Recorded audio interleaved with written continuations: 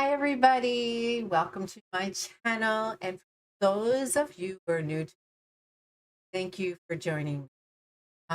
We go in tarots and all sorts of fun activities here. The channel is not just for finding out, also finding so that you what you are here. All right, so I'm going to start with, hey, RK, thank you for joining me. We're going to start with 3 piles.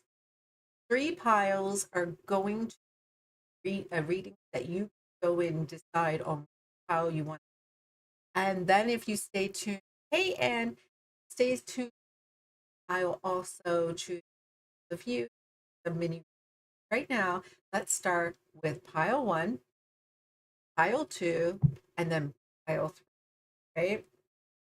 So let's just go and check in for, oh, something's wrong with audio.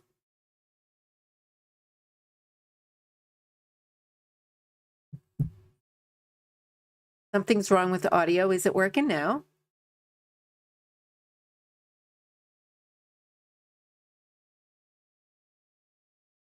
Is the audio working now?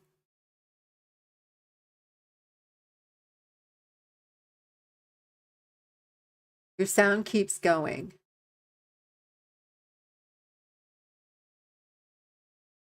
Is it just because my microphone wasn't right in front of me? All right. Sorry about that, everybody.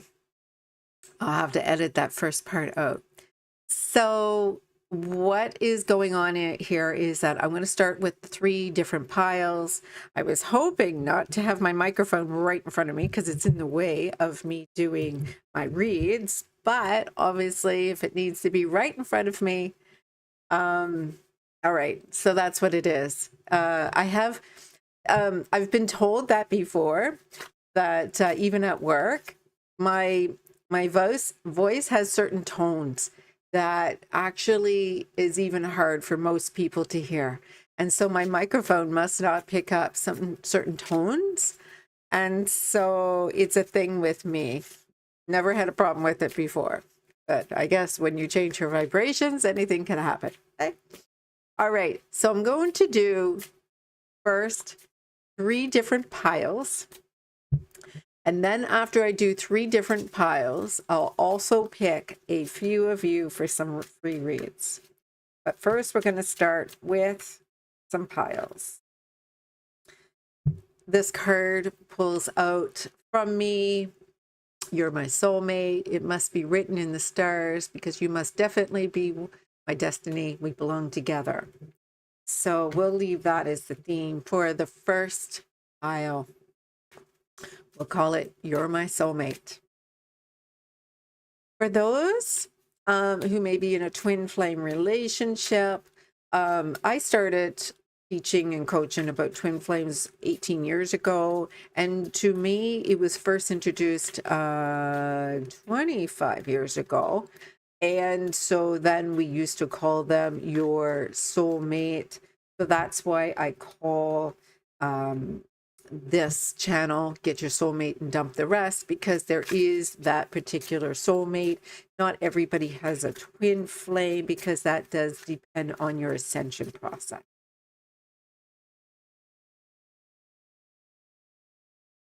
Not saying everybody doesn't have one, but everybody's not here to learn the twin flame dynamic.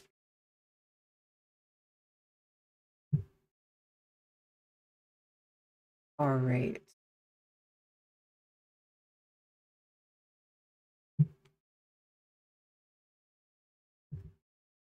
So let's start with pile one.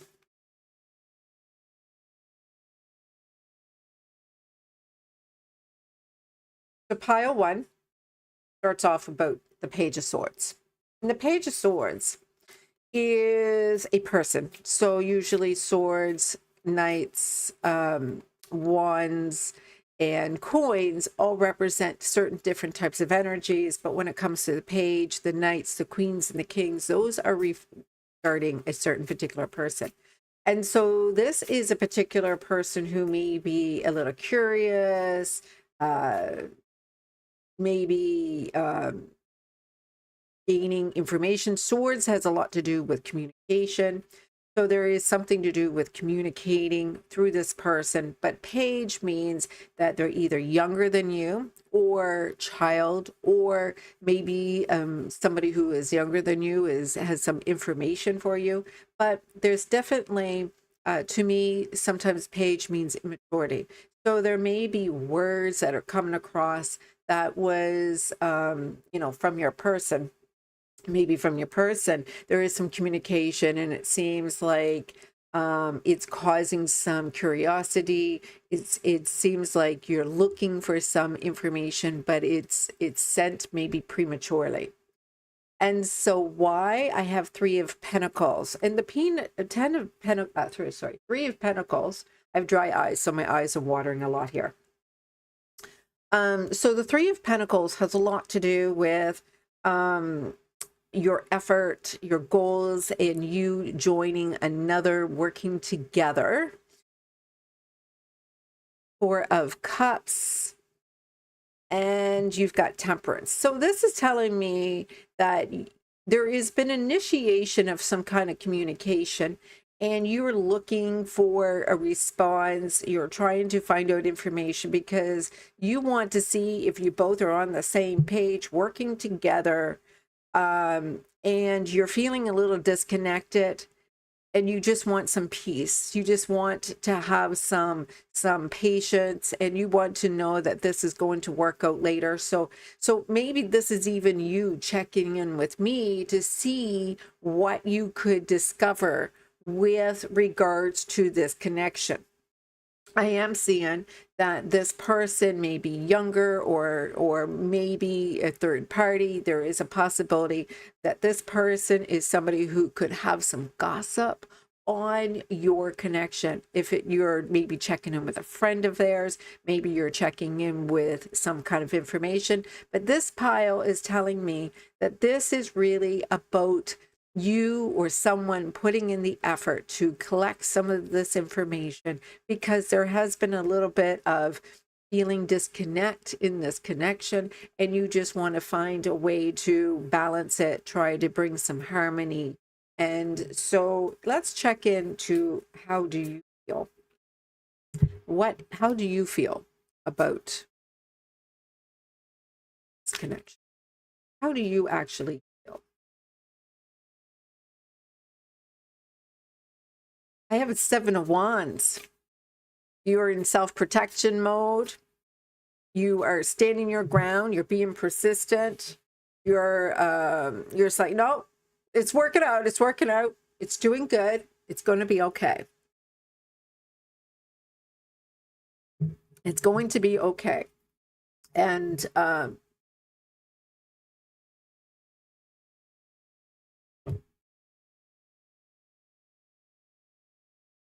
get some clarification cards here. It's going to be okay. And that's all right. That's all right. Like, you feel a little physically or emotionally depleted. All right. You're saying, I'm okay, but you're feeling a little emotionally or physically depleted. You feel a little bit like your balloon is a little deflated. All right. So let's look at their view of this connection. King of Wands. This is a good card for them to be in for energy, number one. All right. King of Wands has a lot to do with leadership. They are taking initiative. King means that they're really stepping into the energy of being optimistic, bold, daring. They know what they want. They know what they want. So let's look at their behavior and actions.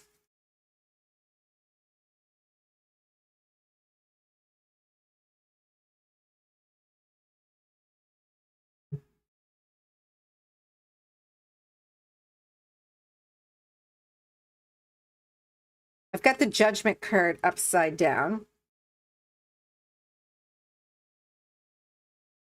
I've got the Judgment card upside down, and the Judgment card is upside down because it means that they are not reflecting on themselves.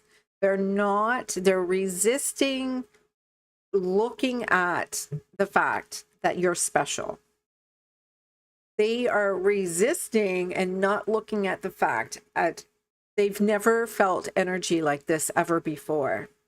And they can't get enough of you. So they are resisting the possibility that you are so delicious to them, right? They are not realizing it yet, but they are certainly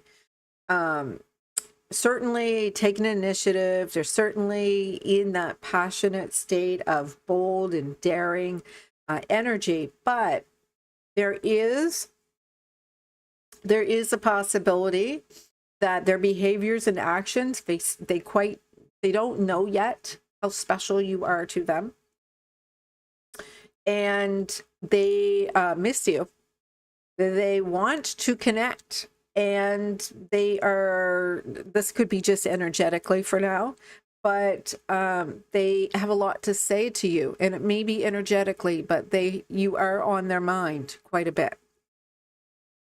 And again, because of the fact I have Judgment upside down, it may be more subconscious. It may not be realized physically, but emotionally or mentally, it is taking place in different levels.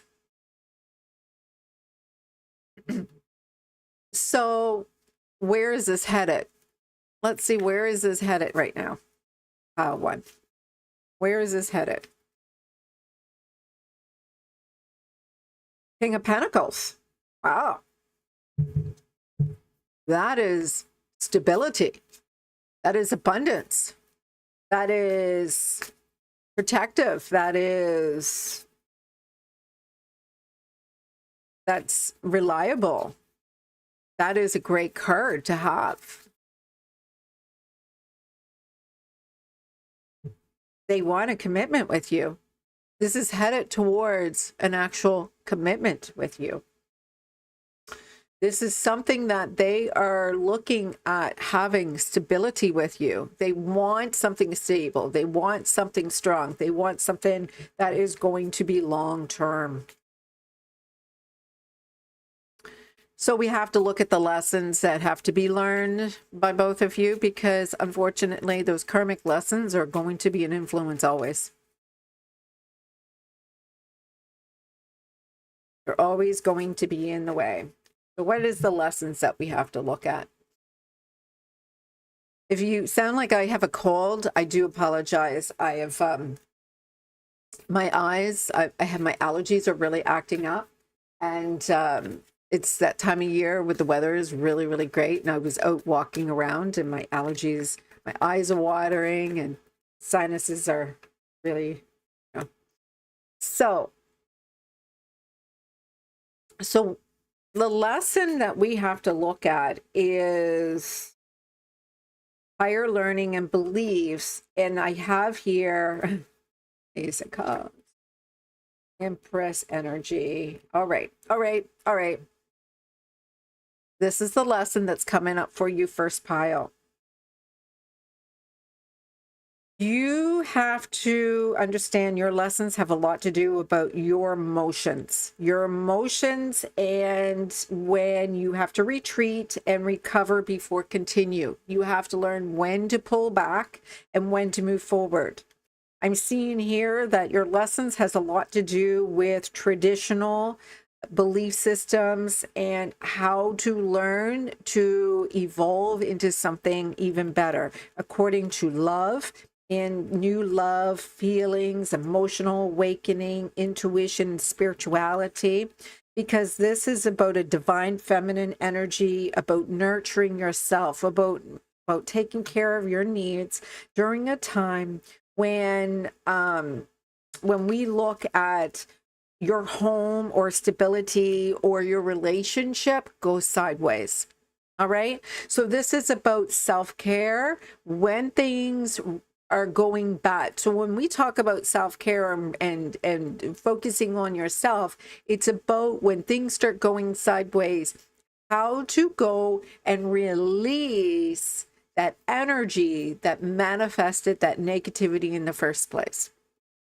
So there has a lot to do with your situation of self-care, nurturing yourself, taking care of yourself, mending your wounds, because there is always a reason why relationships. Hi, Cyril. I'm doing the 3 piles first. There is a reason, and this is turning out pretty interesting. You know, you have to look at, no one compares to you. No matter how many people they meet, no matter how many experiences they have, there is no one that compares to you. That no one can give that person the satisfaction that you can give them. But you don't have to prove that to anyone. And so this is a lot to do with that lesson.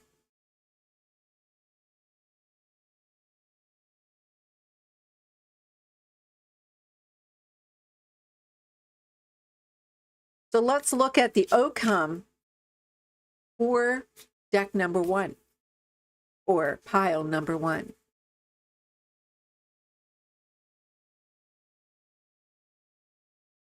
This would be pile number 1.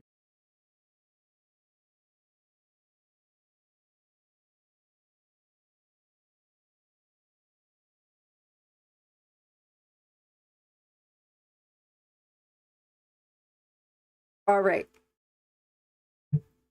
So the outcome of pile number 1. Yeah, we're still talking pile number 1, so you didn't miss a lot. The outcome is the 7 of Cups, which means you have to know the difference between limerence and actual needs, choices, your indecisions, and why you choose what you choose. Sometimes we choose those who serve our fantasies, and sometimes we choose those to help us in our own evolution of healing. So what we have to realize is that there is a positive change in all of this.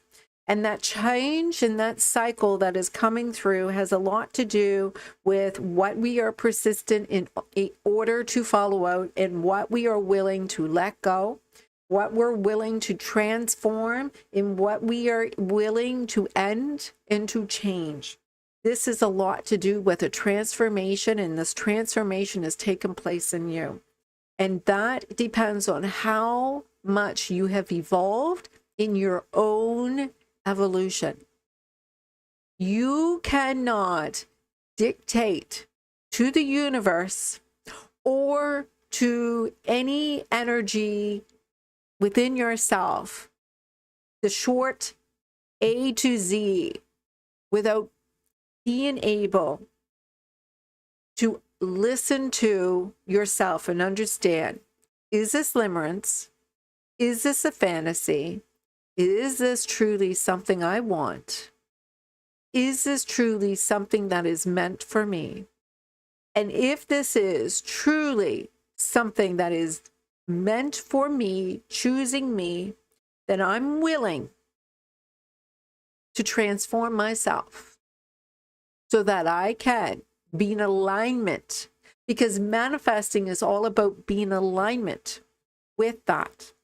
And if you are saying, I'm too tired of all of this BS I've been going through with this, you have a choice to choose someone else. You have the ability to say, yes, this is enough. I am done here, and walk away, because you are not a prisoner to any relationship ever, including a twin flame. You see, a twin flame is here to learn and grow and evolve just as well as you. But the twin flame will never leave. The twin flame will always come back. And if you keep sticking yourself to them, not trusting that truth, then maybe it's time for you to evolve just a little bit, to learn and experience more. Because once you realize There is many experiences here that you have not realized yet. That is true transformation. You have many experiences you're here to learn. And maybe you are shortchanging yourself by focusing so much on one thing. You're not seeing all the opportunities that are there for you. So realize, by manifesting, what do you really want? Because right now, you are manifesting that. And if you are manifesting something else, I would look at what it is that is creating that. Because it's not about what you want mentally. It's not even about what you want emotionally.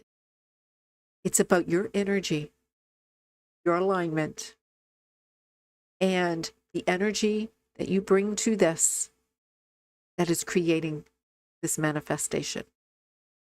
So if you feel that your person, even though they have this strong connection with you, is not serving you, what is it that they're not serving?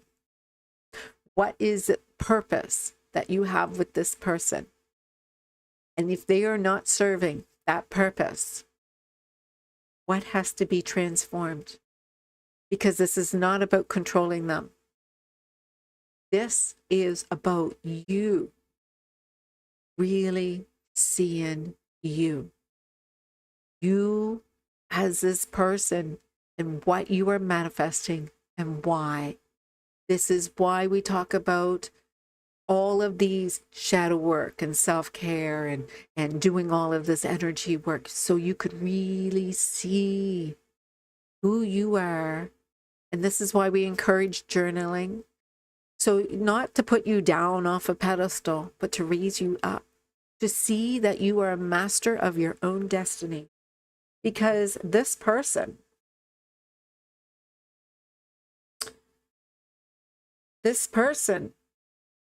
wants to plan a life with you too. This person's intent is to have something special and great with you too. But if it is continuing to be loss and grief and pain and disappointment, where in you do you have to release that pain and disappointment, suffering? Because if you both have that, you can't use another person to heal it. You have to heal it in yourself first. All right. So that is pile 1. If you resonated with pile 1, you can certainly leave some comments below and let me know how that worked out for you or what has taken place in your journey if you chose pile 1. Let's continue now to pile 2.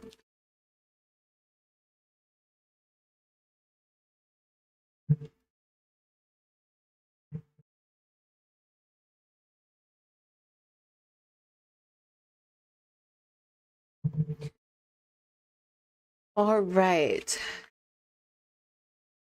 Seeing some of you, for some reason, when I work with OBS, I can't seem to keep my chats in the comments below. So I do apologize for all of you that leaving all of these comments, and I can't really respond to you right now. Just because I don't have the ability to take the time out to respond to you too.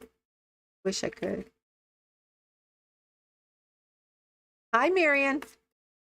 We just did pile 1. We're going to do pile 2. Oh, awesome, Sarah. I love it. You're choosing pile 3.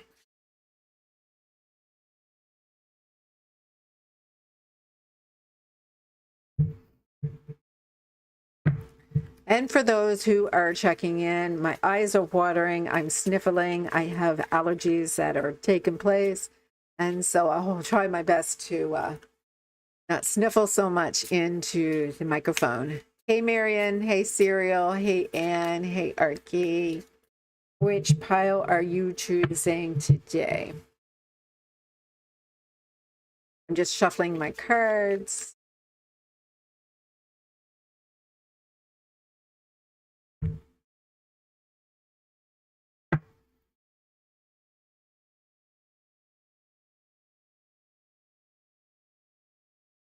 I have a couple of cards that I'm playing around with. Painful memories is coming up with pile 2. Must be some painful memories because being with you reminds me of the simpler times of my childhood, brings me so much happiness and peace, but there are some painful memories of the past. You may be even feeling a little depleted in this relationship, but there is really good chemistry here with this person, really great vibes, a lot of positivity between you and this person. So let's do pile number 2. Ooh, I should have a little thing that says pile 1, pile 2, and pile 3. All right, so because I'm doing pile 3, let's do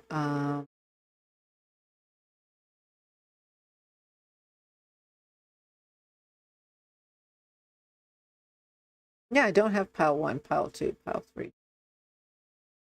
I'm just going to do mini reads. Oh, mini reads is not showing.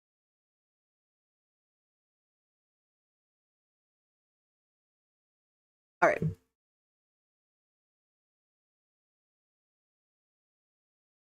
Gonna go pile 2. All right. Their current feelings and why.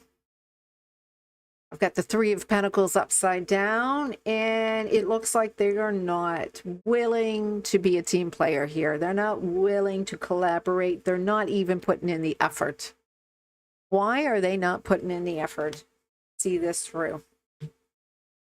And I'm seeing here they are not putting in the effort. So this is their current feelings right now. And their current feelings has a lot to do with 4 cups upside down.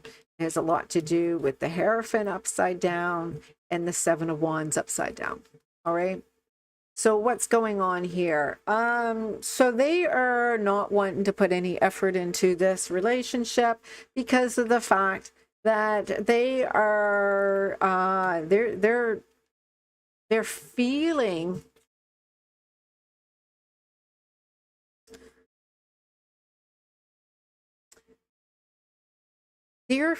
something that has a lot to do with something that makes them see their own feelings.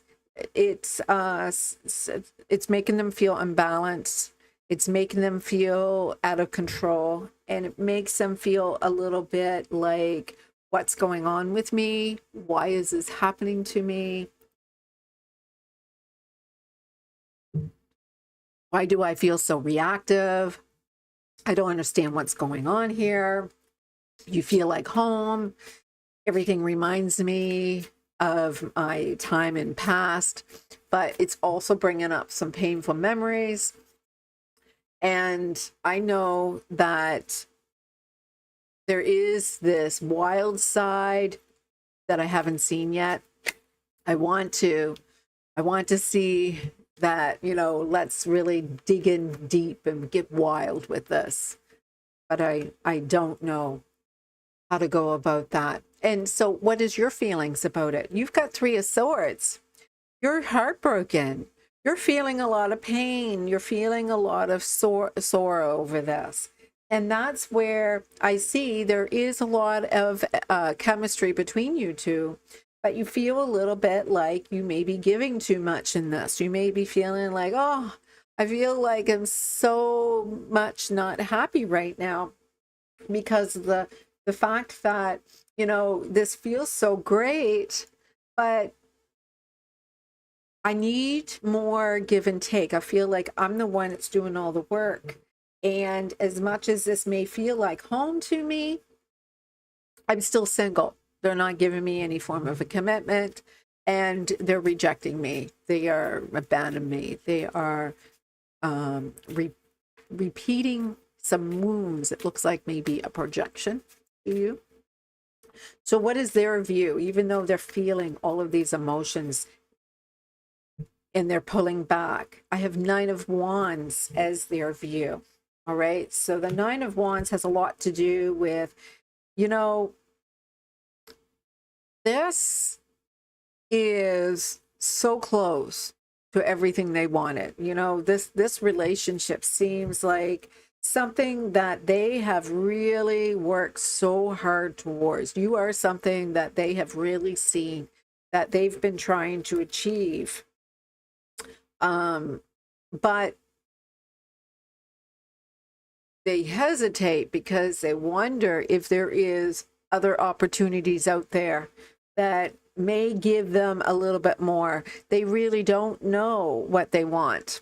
They really don't know what they deserve. They really don't know what makes them happy. And so if they haven't really looked inside to see what's going to make them happy and what they really want, how do they know this is truly what they want? They're at that stage. This seems like a stage where it's kind of newer in the realization of what is going on here. This is where a rejection first happens. And the situation seems like it's telling me a story of this was initially where you are like, they're backing off, they're pulling away, they're like, you know, like, oh, this seems really close to what I want. It's creating memories of the past. I feel some pain and I'm pulling away. I'm really starting to question my needs and what I want. And so this has a lot to do with this energy that has taken place because of this past situation. So you seem to be giving and giving and giving into this energy. And they don't want to give you a commitment, even though they're into you, even though there's a lot of chemistry. They really feel very strongly that they have to lie to you, that they have to tell you things to make you think that it's all your fault, that you are not good enough for them, that you are not pretty enough, athletic enough in any way. So lessons, let's look at some lessons that's taken place here. So I have a lesson is the Page of Swords, and the swords represents communication. Page represents a youth or immature or maybe too soon. And this has a lot to do with the communication that you were looking for is not going to be forthcoming yet. They need to take a little time and lose you before they know what they want. This is a time when they need to feel you pull away and move on to something else. Maybe move on, like not to another relationship, but they need to be upset. They need to be sad. They need to lose you. And by losing you, this has a lot to do with you being okay, not being chosen by them, being okay if this is not the one for you. Because if you are looking at what your commitment means, you're never going to feel that security in your relationship. If there's always going to be walking on eggshells, if you're always going to be enough, are you going to be okay that there's always going to be somebody else that they may choose, or there may be somebody might show up that is prettier than you, younger than you, has a better figure than you, that's more athletic than you, that is one somehow or another, some kind of competition. And that tells me you're not in your divine feminine energy. Instead, you're in a masculine energy, and they are not in their masculine energy, being able to take the initiative. So this has a lot to do with energy, has everything to do with energy. They need to be able to take a step back and say, is this really what I want? And for them to do that, you need to pull your energy back inside of you and say, listen, you know where I am, but I'm not sitting here waiting for you. I have all sorts of options. And if you don't want to have me, something else will be better. And you see, that triggers not only their loss, it also triggers a part of them that says, their ego, saying, someone better than me? What? She can get somebody better than me? All of a sudden, it brings up a whole awakening, right? It brings up their competitive nature as a divine masculine. That divine masculine wants to compete with all the other masculines and say, she belongs to me. I am the winner here.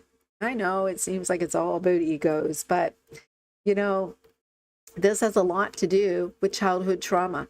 This has a lot to do with their own competitive edge that they had, to win for you. They had to work hard for you. They had to earn you. And so because of that, they hear this question in their head, is this true? I heard you're dating someone else now. Please tell me this isn't true. Please tell me you didn't move on. Sure. Tell them, yes, I've met someone else. Now, some people will say, okay, I'll give you the space and you can enjoy that. But let them miss you. Let them see that you have moved on. Because this is the thing. It may be the only thing that's going to trigger them to really understand what they feel for you. If this is something that they truly want, they will say, no, I really want you in my life. I really care for you. I really want to make this work. And I will do anything to make this right. And if they don't do that, and if they don't say that, and if they agree, this is best for me and you, don't you say, oh, I will stop seeing them. Because that's not how it works. That only works if you're dating a narcissist who wants to control you, manipulate you. You need to get into your divine feminine power. You need to be in a situation where you can be in the energy of moving on. Thank you. Next. That's it. Thank you. Next. That's divine feminine energy. That's empowerment. That is getting out of your emotions and knowing empowerment that triggers the divine masculine.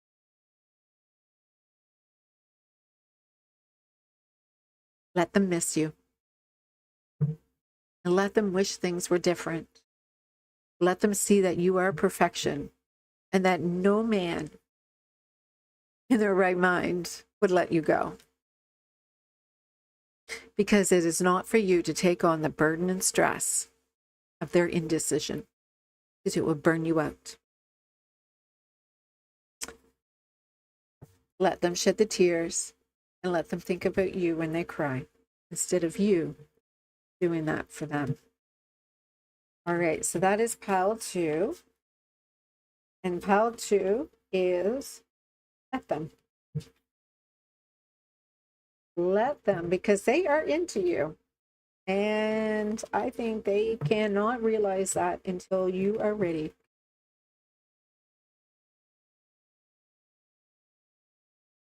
Pile 3. Hey, Sarah, pile 3 is up. 3.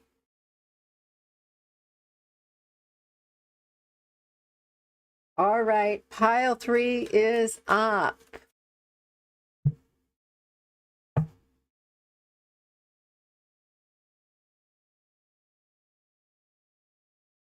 Some of these readings may be a little triggering for you. I am bringing out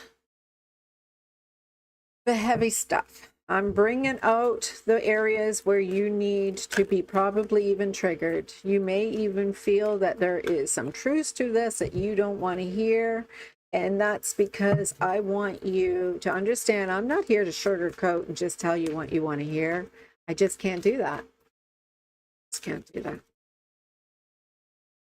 All right, for all of you who may have resonated so much with pile number 1 or 2, leave your comments below. Don't leave them in the chat because guess what? I won't even be able to see half of them. Unfortunately, this is going to not even be available when I post this later on. That's too bad because I really would like to include the chats, but I just don't know how to do that.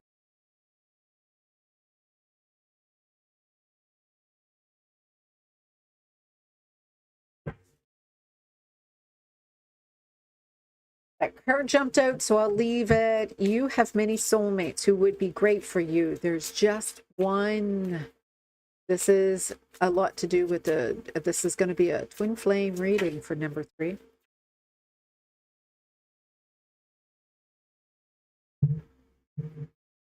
There is only one person for you, even though we have many different soulmates. Many different soulmates.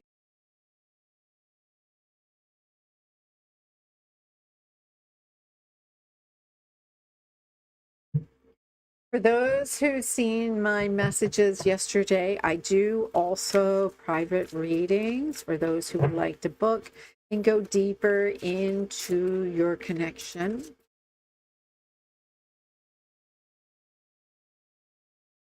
Again, and thank you so much for sharing that, but in the comments a little later. Only because these chats, I don't know how to keep them. I can't repeat any response to you.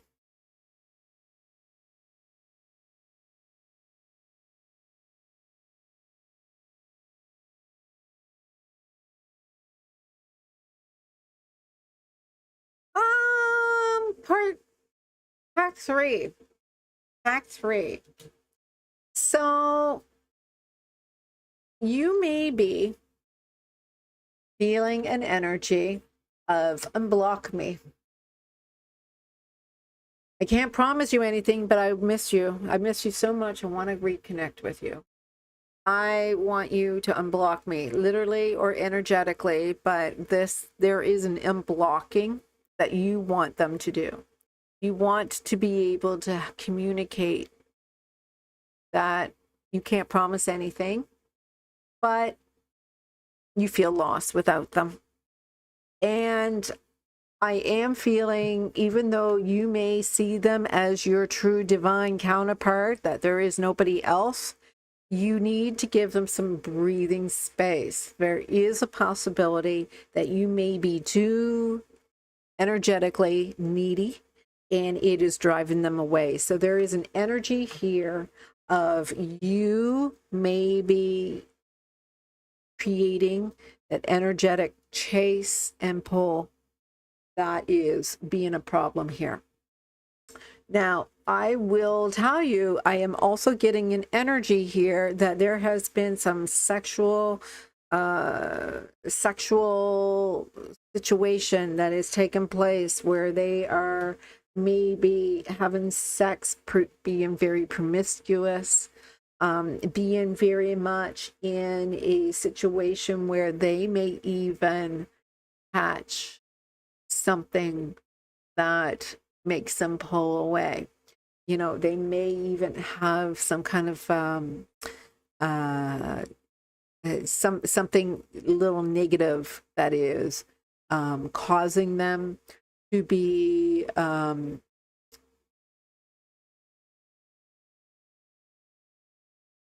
yeah, you're already resonating with that, are you?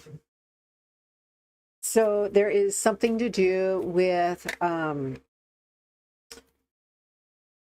sexual dysfunction that is happening where they're very promiscuous, and they may even have some shame in this energy. Their current feelings.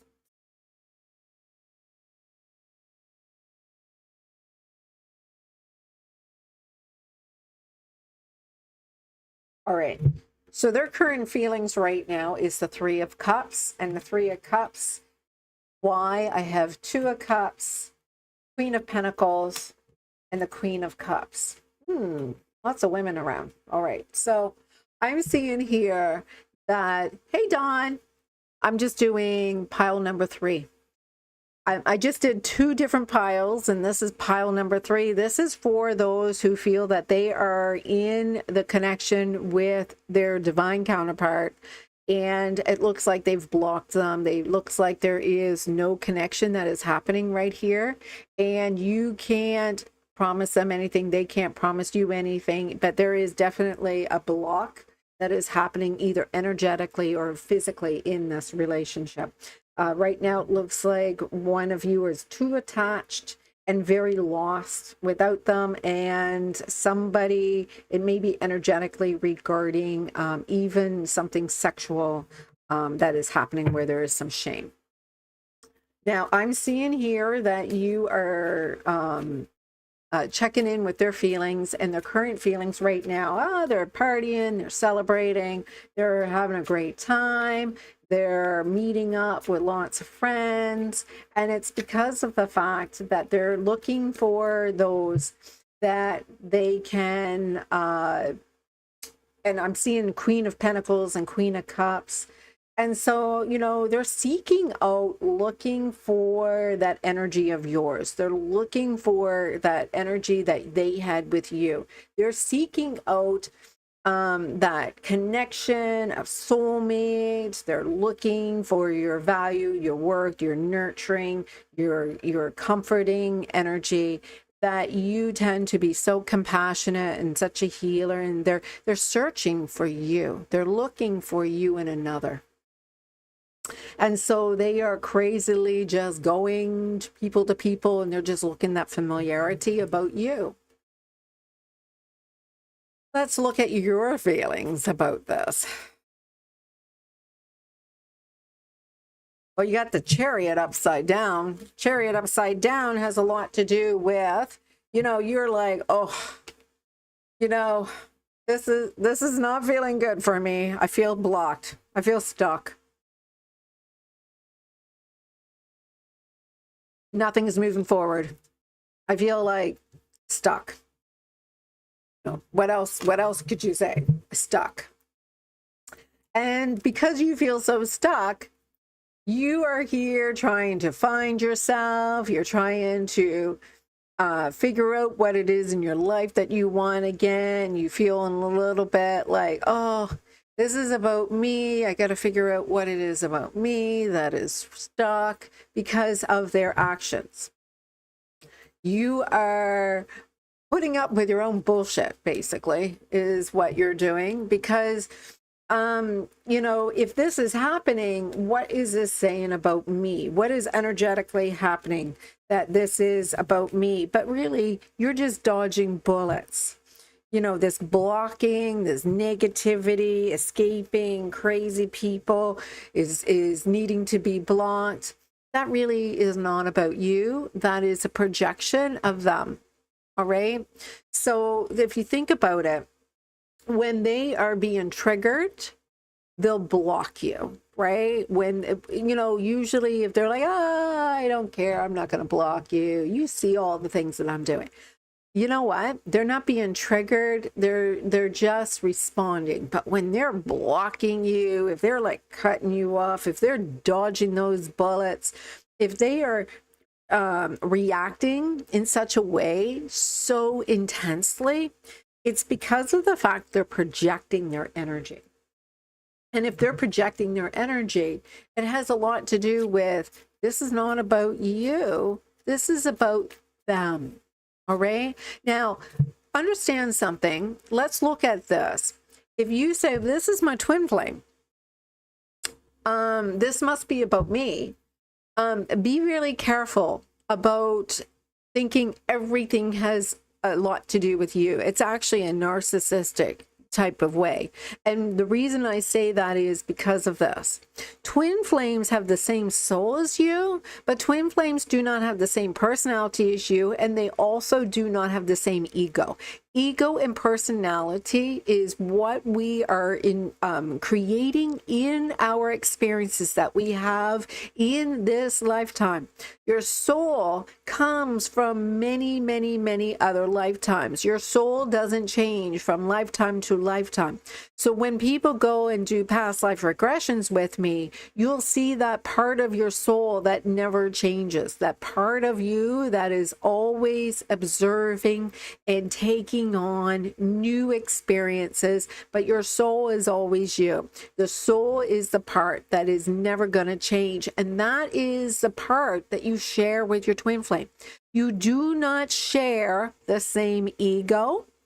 You do not share the way that you actually, you do not share your personality. You may have behaviors that's very similar, that is created by the soul, but your own personality and their own personality is influenced by the ego. And so the ego tends to be what's in the way right here. All right. The ego is triggered. And why is the ego triggered? Because the ego, when they go and meet with their soul, with their true soulmate, with their true twin flame, the ego gets triggered and it says, oh my God, I'm going to die. Because the only time that you truly get to really connect with your soul is when you're passing on from lifetime to lifetime. So when you are living this life from a point of the ego and the personality and enjoying all sorts of different things, your soul is having these experiences through the result of your ego and your personality. But what happens is that part of your personality and part of that reaction of you calling in your soulmate is for you to get connected with your soul, for you to understand who it is that you come to this lifetime to actually really explore before you pass on to the other side. So when your true person shows up, that you actually get to really see your soul, your ego will react surprisingly in crazy ways, because it's like, it feels like, oh my God, I'm gonna die. It's a quite profound expression of what is going to happen inside. And so that's why you'll see these people who really strongly react. I can't really read these messages, and I'm sorry, Cyril. If you want to put these down in the comments, that would be great. I can't be influenced by these readings right now. So that's why it's so important for us to really hold into this energy of why is your soul reacting so profusely. And that's when people tend to find their true person. Through this shock, through the body going through a complete metamorphosis. And that happens because your soul is showing up. And when your soul shows up, your ego is going to react with such profuse intensity, because it's going to act like, no, I need to live in this energy. And your ego is going to fight tooth and nail. This is what it is. So stop calling it your fault. You already went through your transformation. You already learned. You already know this is your person. Your ego is calmed down, but their ego is now in shock. And soul shock is not the same thing. Ego shock is a little different. So here you are watching them running off, having every relationship with they're doing everything possible to prove that there gotta be something else that they can experience first before you. Because if you are now showing up, there is nothing else for them to experience before they pass on. And it feels like an ending for them. It feels like, oh my gosh, did I do enough? Did I live enough? Did I experience enough? Did I have enough? Because this is not about being lost anymore. This is about them ghosting you. This is about them not even explaining it, them just poof, disappear. Them just needing to go away and clear their heart and clear their head and clear their emotions and figure out what just happened to them. They have no idea what just happened to them. It has a lot to do with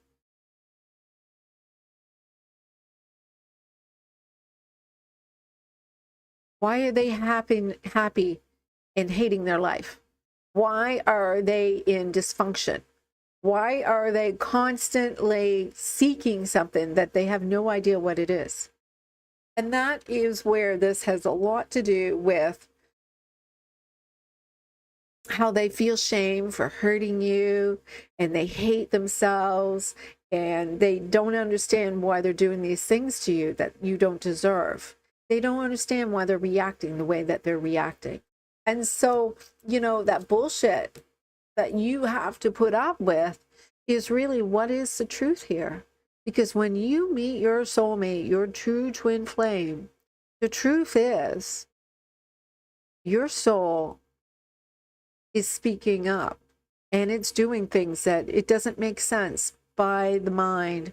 It doesn't make sense by your thoughts. It doesn't respond to the way that you understand life as you created it, as your response to your behaviors is all shifting now.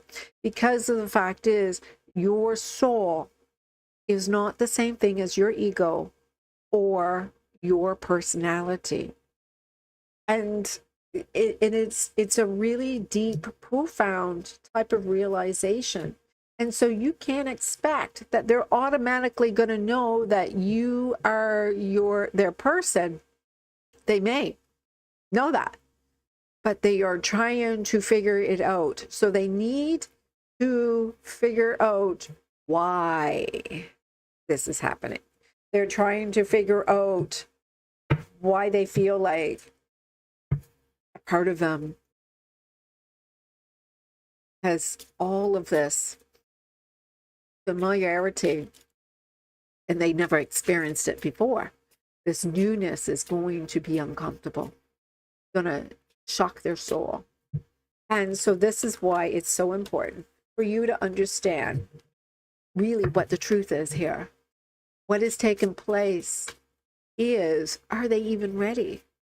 Is there a lot that they have to resolve karmically, energetically, physically, emotionally, mentally, spiritually?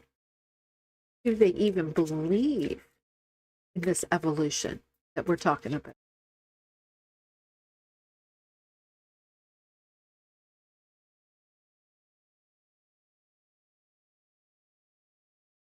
Their view of you is the Page of Pentacles.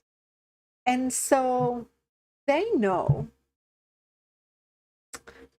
that you're loyal, and they know if they plan towards this connection, it will be very, very abundant, but you're still in a very early, they're still in a very early stage of that.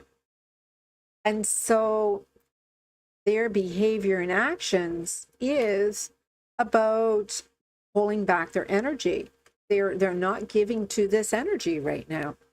And that is because of this tower that is awakening them. They are suddenly changing their mind. Everything that they thought is crumbling down, and all of this chaos and destruction is happening. And it's all because of what they just experienced with you. This progression in their life came to a sudden halt because everything that they received in life never measured up to what they experienced with you. So here they are, going through this ego shock. And it was influenced by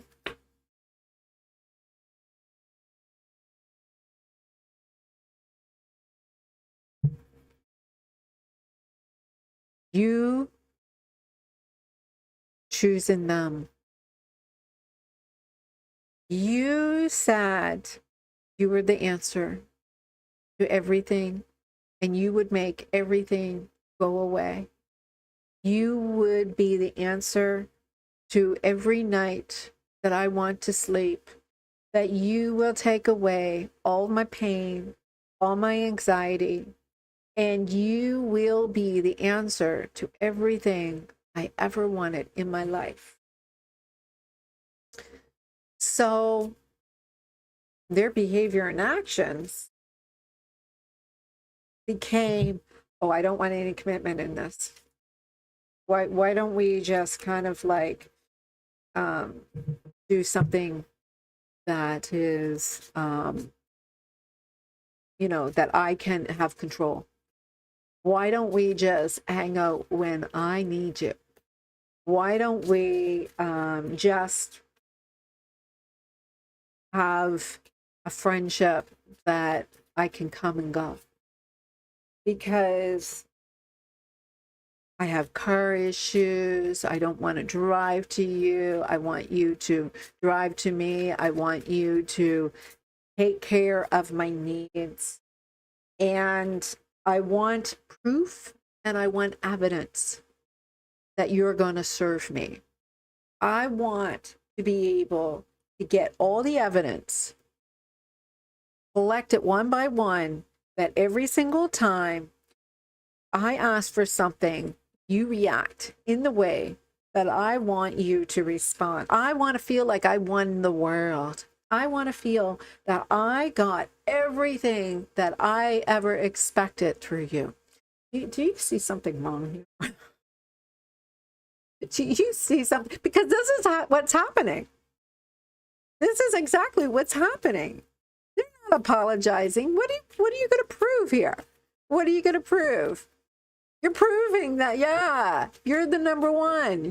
That's the part you need to reflect on. You are the number one. Why do you need to prove it to them? Because they are scared? Because if they are the emperor, if they are the divine masculine, they also need to be in control. They need to be in charge.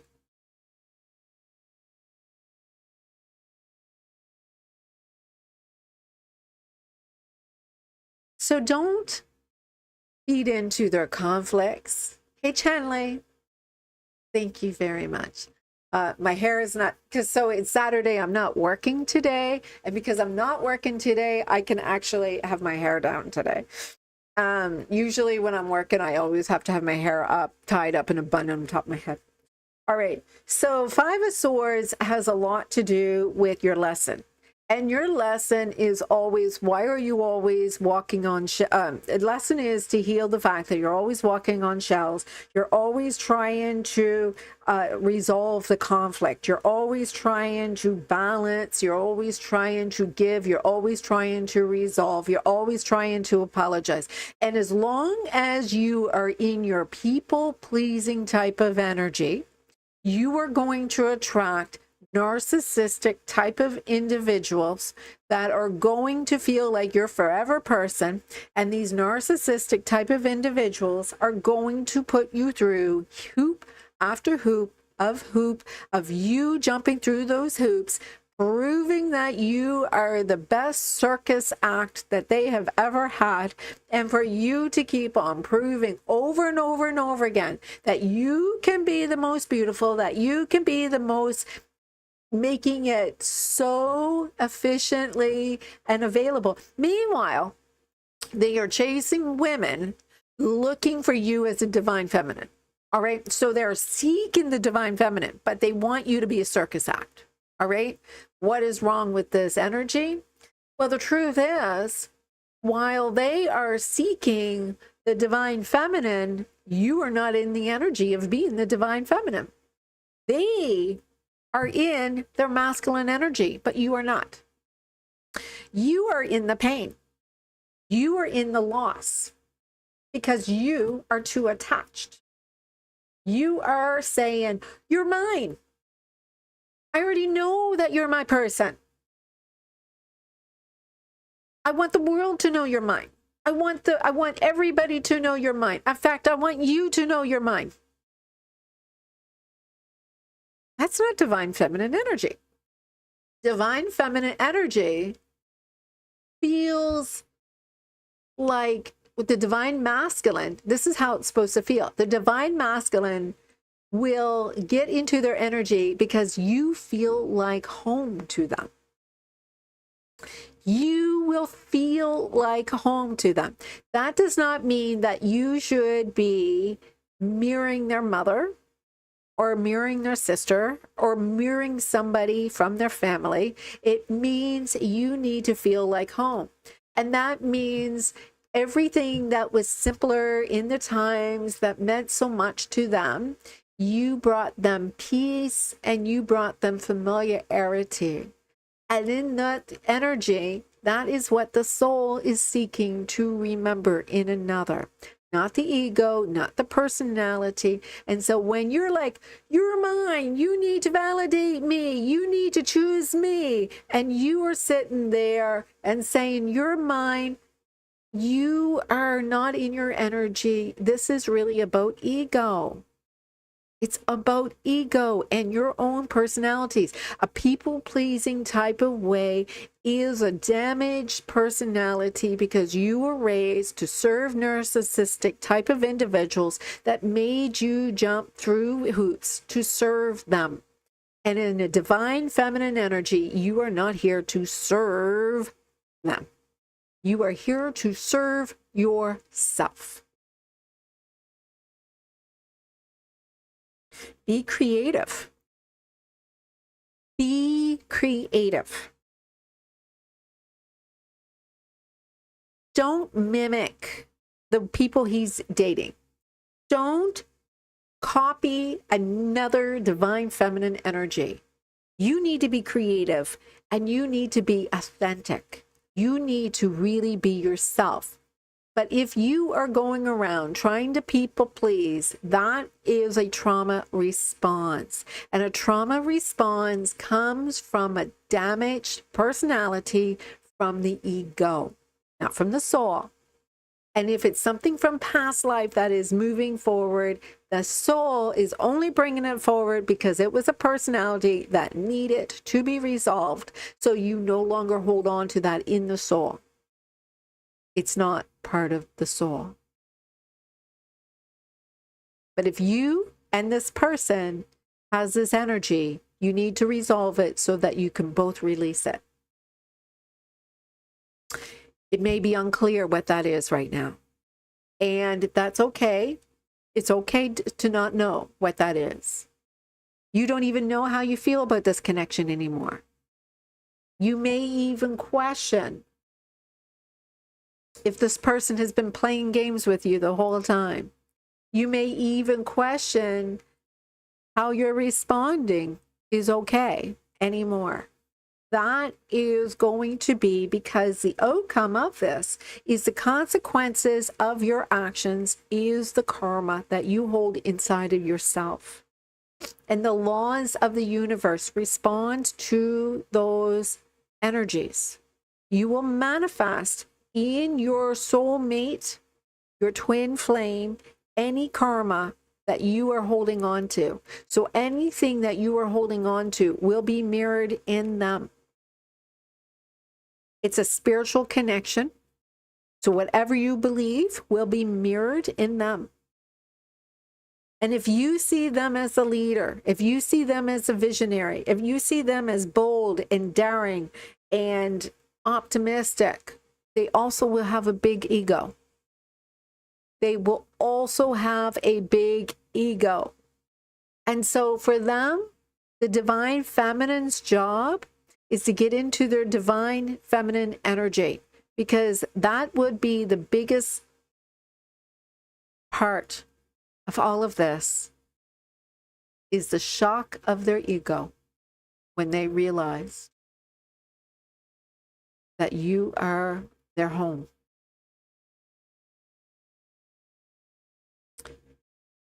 Because they are not awakened yet. And when they do, it will be a shock that's going to hit them, and they're going to come running back to you.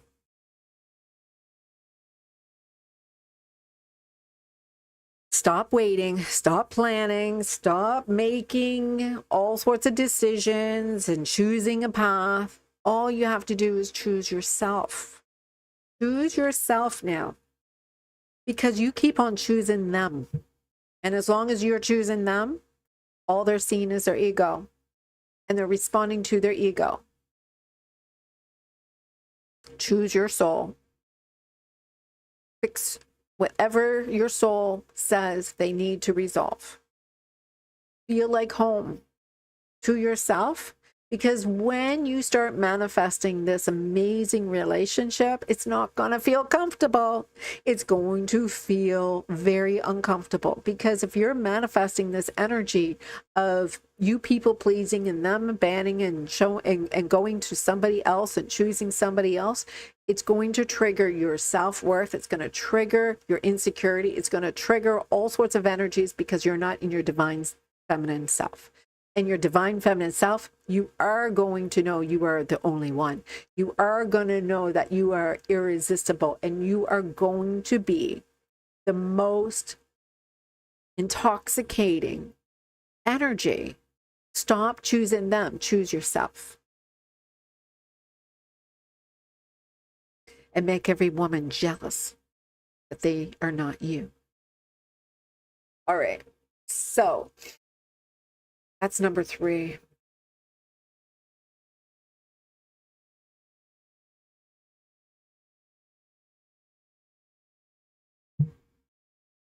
Those were powerful readings. I can't really, I have to go back and even look at what Cyril was trying to type. I want it to not be influenced by anything that anybody was trying to say to me. I wanted to say what was needing to come out.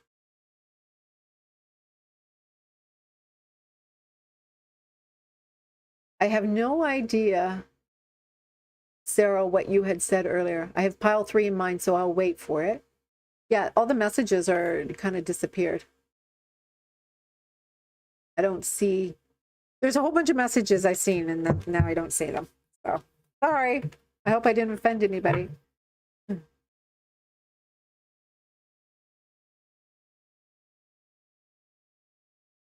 I have no idea what you had said earlier. Very powerful. Yeah.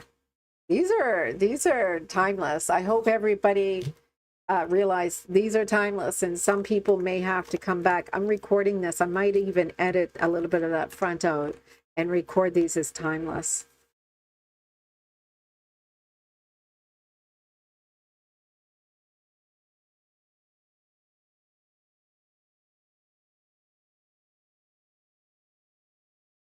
Oh, thank you. You deleted your comments because you didn't want to disturb me, but it made a lot of sense. Yeah, what I was just trying to say is you can say all the comments you want, but I was not responding, or I couldn't read them. I wanted, like, I was just seeing the comments happening in the chat, and I had the chat way over here in my camera right here. And only because of the fact that I'm trying my best not to be distracted by what people are saying.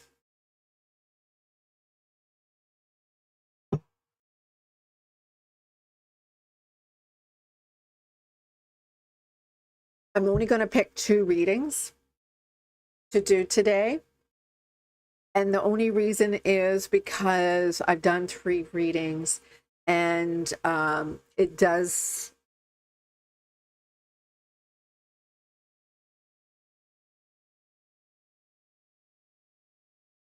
One and 2 resonate, and I choose one. Yeah, you had said that before, Anne. You chose 1, and Sarah chose 3. I'm going to probably, you'll see this posted, and then what I'll do is I'll probably put it up again and just, you know, delete that little mess up where the microphone wasn't working and change it a little bit. I'll probably put pile 1, pile 2, pile 3 in there somewhere. But I need, if I'm going to do any readings, I'm only going to pick 2. I want your name. You don't have to give me your person's name. I used to always do readings by asking for birth date, but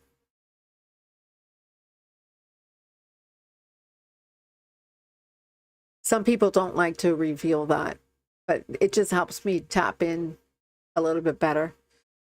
I didn't see anybody leave their information. Nobody wanting a personalized reading. I can just leave this as 3 piles.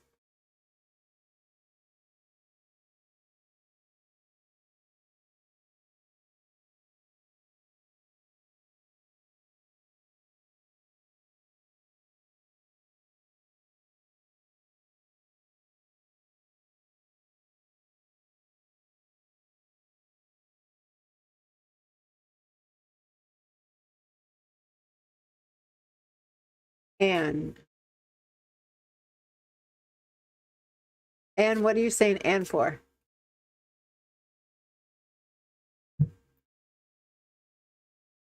All right, Sarah, you pretty well resonate with pile 3. Let's see if it's any different for you.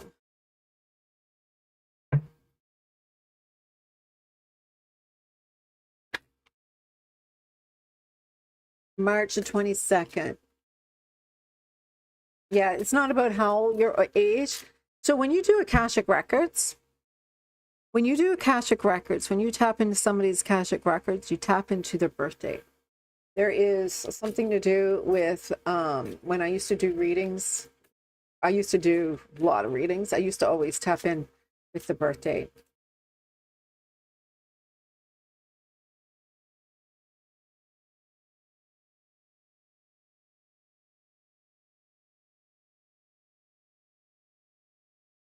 I'm 57. I think for 57, I don't look too bad. I think that I've been trying so hard to keep my youthfulness, but I don't really do anything. I like the sunshine just as much.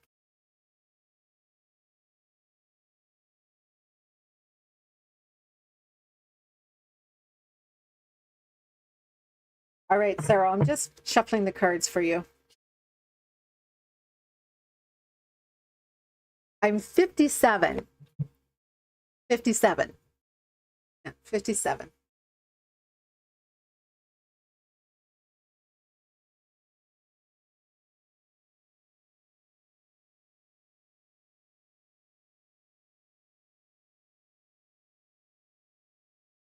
All right. Cyril.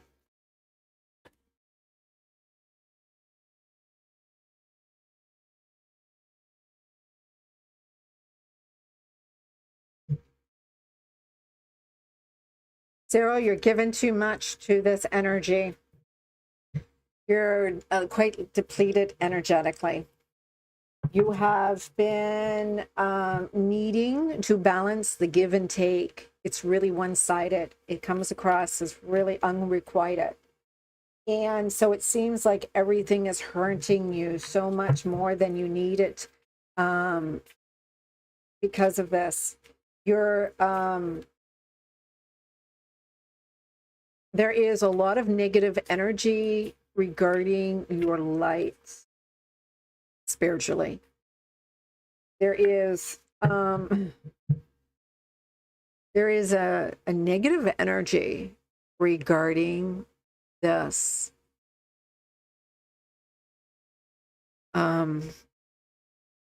Like a curse. It's coming across like a curse.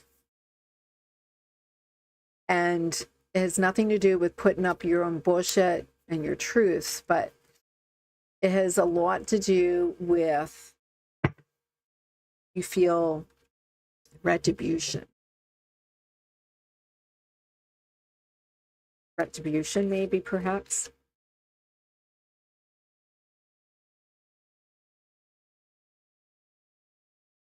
It has a lot to do with, oh, it hurts so much. It hurts so much. If it hurts so much, how does it feel like home? Why does it feel like home if it hurts so much? Why is it? Because you keep on looking for the ways. You go back to the simpler times. And that means you're not really truly present. I'm seeing here, it takes me back to pile one. It takes me, go back to pile one. And it tells me in pile one, it starts there where you were curious and you were finding information and you were chatting and gossiping and talking to this person, and this person gave you energy and information. And that energy and information had a lot to do with where you have conflict in your ego, where you are not celebrating with another, and where you feel that your life is not content and committed in something because of the effort that you have given.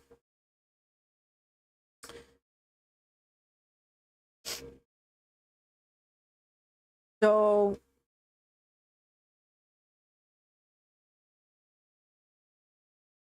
this goes back to maybe even a reading that was given to you that made so much sense and that you felt so much familiarity, but you can't hurry love. And the right one is coming in perfect divine timing for you. That is a message that is important for you to understand, that the right one doesn't mean it's not the one that you put all the effort into, but the one is going to show up. The one is going to show up when you realize the one is you. You are the one.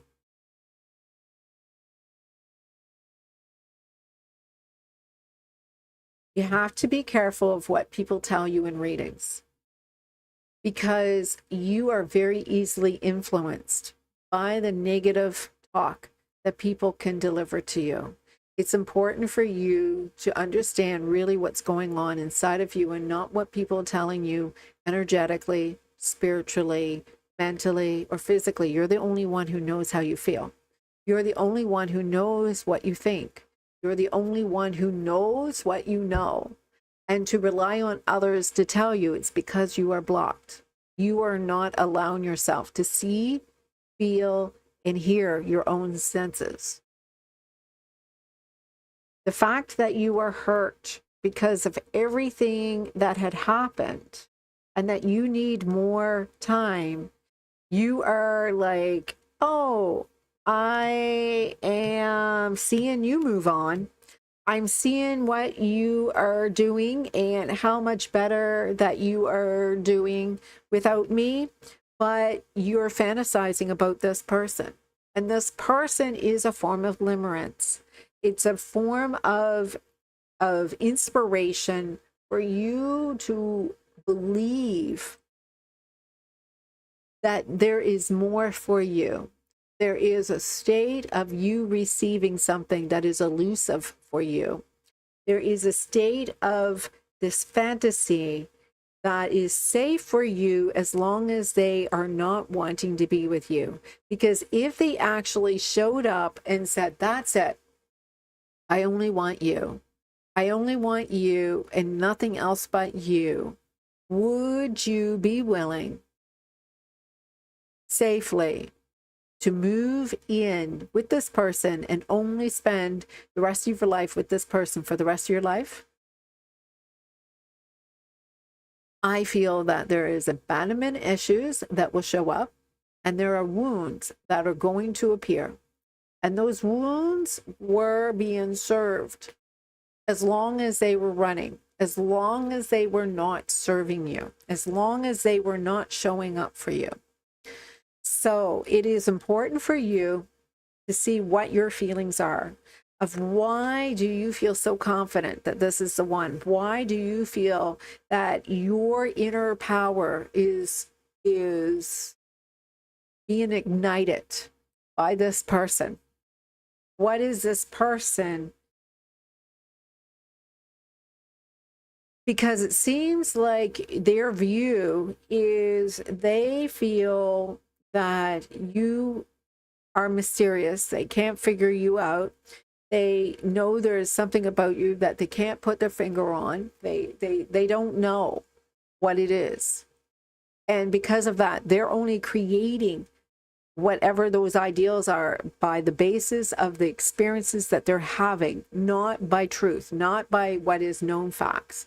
And that is what it is mirroring in you. You are taking this energy and you're reflecting that this is about your intuition and this mysterious energy that is going on between you two. And if you are in this energy of you both agreeing that you two are twin flames and that you two only choose each other, and they keep on running off to find out, what other, what's going on with another, then I would say that that doesn't make sense to me, does it? So I feel that the high priestess energy is their behavior and actions is there is hidden information that is only going to be found when you tap into your true intuition, that mysteriousness where you're trying to seek. There is something that is really divinely connected here. And there is something that is deep and profound that you have to look deep inside you.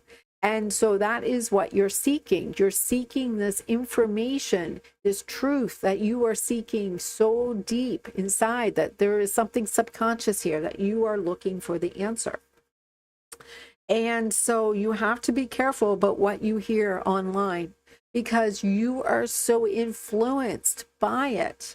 You are understanding sometimes that, others may even take advantage of your energy.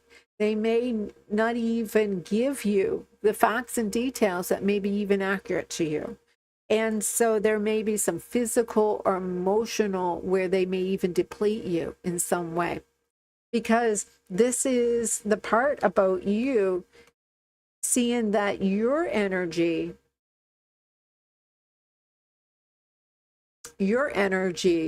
is valuable. Your energy has priorities. Your energy needs to be protected. And so, if you are too busy going and running after, chasing after everybody for answers, well, then you're going into that runner chaser mode yourself. You are chasing, you are doing the masculine energy yourself instead of pulling your energy in as a divine feminine. So there is a shift in your masculine energy states for both of you.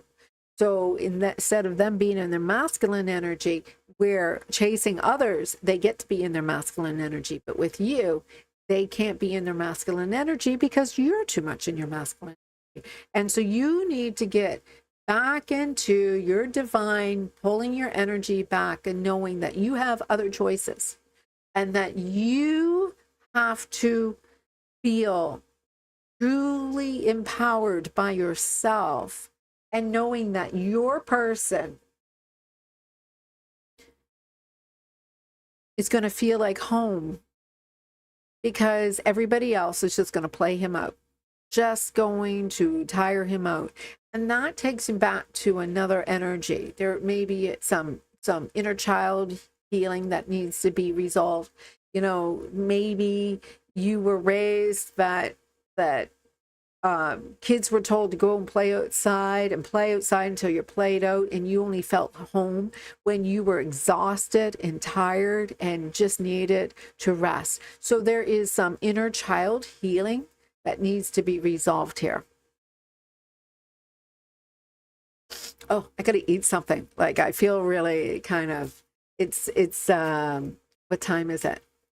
10:44. I haven't eaten yet today, so I can feel this pulling on my. So this energy that is being influenced by is the Chariot upside down. And so the Chariot upside down has a lot to do with blocked energy. It has a lot to do with you don't feel like you have any choice. You just feel that you are stuck. You are not sure why. I don't know what options. I don't know where I'm supposed to go with this. And so this has a lot to do with the lessons of the Lovers upside down. You are working out the dynamic of twin flame energy not working out right now. You are not familiar with the balance. You're in unrequited love. You are not understanding how to really surrender to the spiritual love, or understanding how to surrender to the intensity of this love, because you are blocking looking ahead because you have a fear of the unknown, of looking ahead. You have a fear of looking ahead, like to feel confident that things are going to work out in the future. There is you don't feel that passionate, attractive, I'm confident, I'm self-assured, I am the one. You don't feel it. You don't feel like you're the one.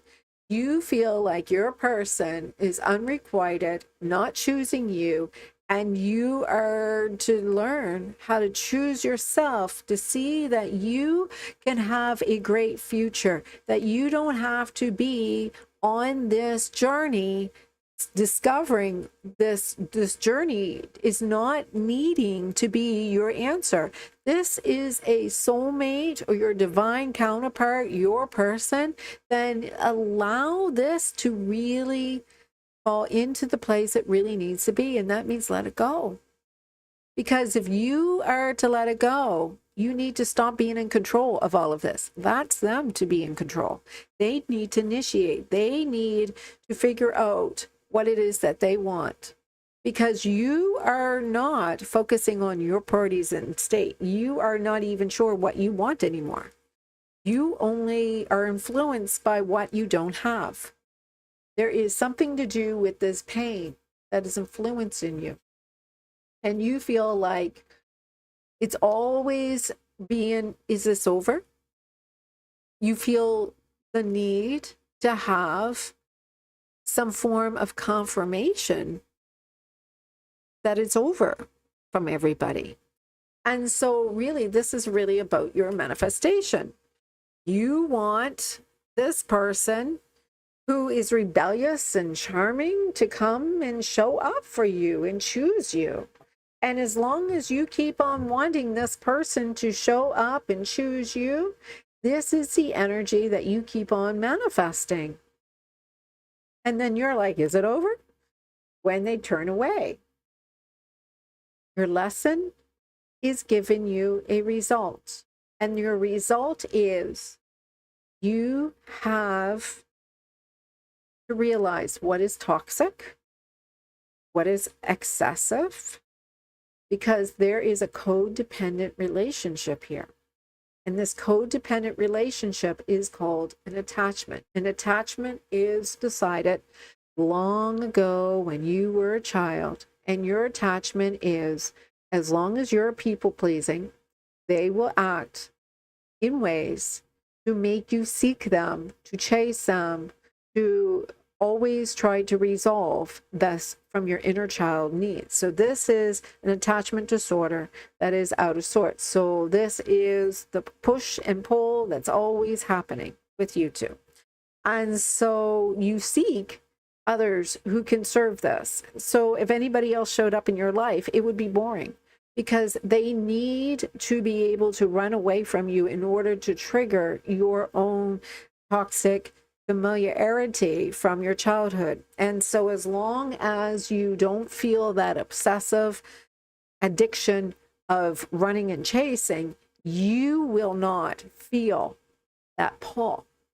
So if everybody says, oh yeah, this is your twin flame, that is only going to deter you from an end result that's going to resolve itself.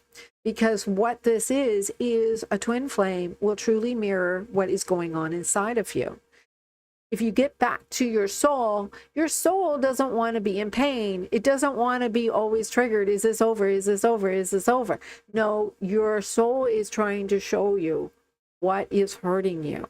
And what is hurting you is this death, and you needing to transform this ending of repeating over and over and over again the same cycle. And the same cycle is needing to be released. You are repeating a karmic cycle over and over and over and over and over again until you see that this is creating a cycle of you trying to serve your attachment needs that came from your childhood, and they are just mirroring that. And until you go and realize that this is not teamwork, this is a mirror inside of you.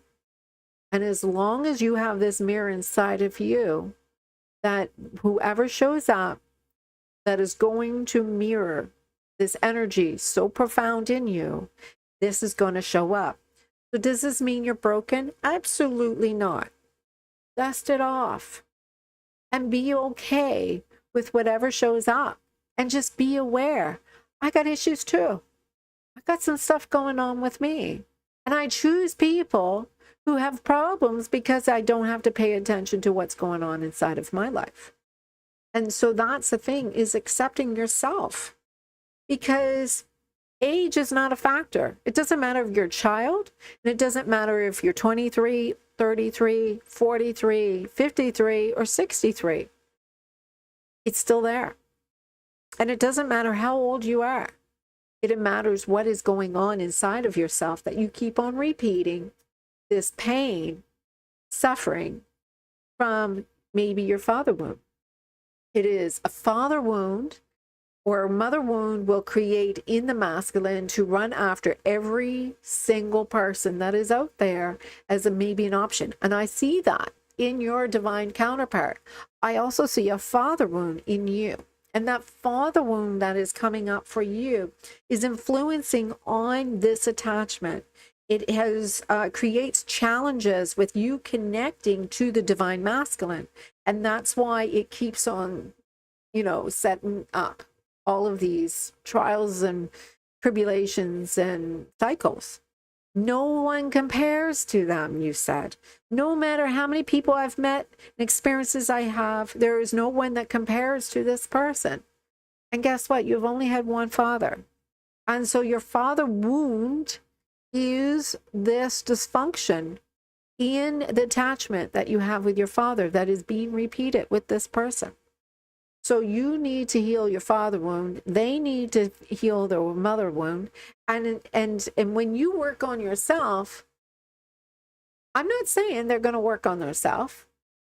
Depends on your own soul's connection and what is able to be unblocked between you two for that to heal.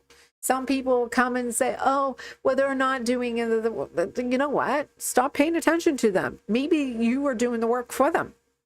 Why should you be doing all the work for them? Do you go to your job and do everybody else's job too, and including your own? then why do you do that? Why are you doing other people's jobs? You're not getting paid for it. And when you go to work, the only thing that you're serving is your paycheck. And so, you know, you're saying, oh, I love my work. I love my everyday experiences. You're not going to go and do their job. You're not going to go and do all your coworkers' job. You're going to do what you are designed to do in your job and be paid for it, because you're not going to get a raise because you're doing everybody else's job. It just doesn't happen that way. So, I mean, they may recognize, but if you already know that you're worthy and you already know that you're amazing, you don't need to prove it to anybody else. You'll be recognized for your own amazingness energy. And so this is the thing. No one compares to you. No one compares to you, no matter what anybody else does. Nobody has your experiences with them. Nobody can compare to you. And until you realize, hey, it's okay. I've got some things that I have to deal with in my childhood. I've got some ways that I have not lived my life having experiences that were the same as other people. Then when you realize that, you can realize meeting people, they may not feel familiar. That may be okay, because when they feel so familiar to you, when they trigger that whole, oh, this intense energy feels like this is my person, I would question your attachment. And if this feels so familiar to you, are they going to mirror your father wound? Because if they are mirroring your father wound, it's going to repeat a cycle, and that's going to serve you. And they're going to stop talking to you suddenly, and they're going to be uncontent with you all of a sudden. And they're going to be feeling, I'm not sure what's going on here. I just feel a little bit like I'm bored. And you will feel inspired to chase them. That's what's happening. It has a lot to do with this wound that is creating this attachment, where you are chasing an avoidant attachment, and the avoidant attachment has their own wound that has to be healed. And there is a process that can heal this. Absolutely. It is a known wound that causes this type of energy. So either your person has to agree that you both need to work on this and resolve this, and you both have to be on the same page that you both want this. And if they are still needing to chase after everybody to resolve it, as long as they have that wound, maybe they don't feel it with the other person right away, but they will. Within 4 months, they will. And when they feel it within 4 months, they will feel it because it's a wound that is there. And the first 3 months was all in fantasy, where, oh, this is all so great. And then 4 months hits. And it's like, in like 3 to 4 months it hits. And it's like, yeah, there is something going on here. And it feels crazy. It feels like this is over. It feels like abandonment. It feels like this is not going to work out for me. It feels like there is something here that is going on, that it no longer feels like home, and I need to go and find myself. I need to figure out what I need to figure out what I want in space, and all of a sudden they want space. It's a repeating cycle. Sarah, I hope you're okay with what I just told you, because that's the message that is coming out. And that message that is coming out is not validating whether or not you are twin flames, but validating how you can serve yourself.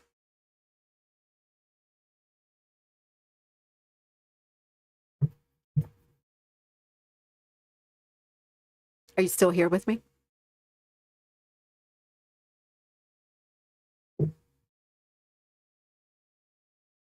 And do you still want a reading? Because I'm really digging in the truth today. I'm maybe even saying things that people don't really want to hear.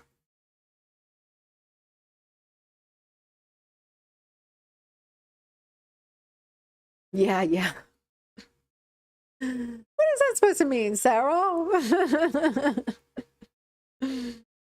Ah. Did you resonate with it? Did you resonate with that, Sarah?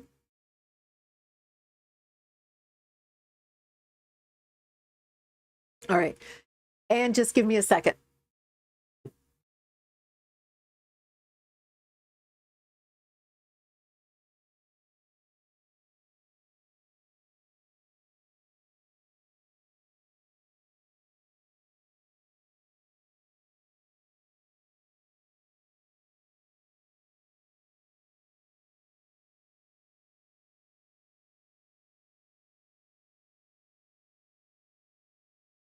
Just a second.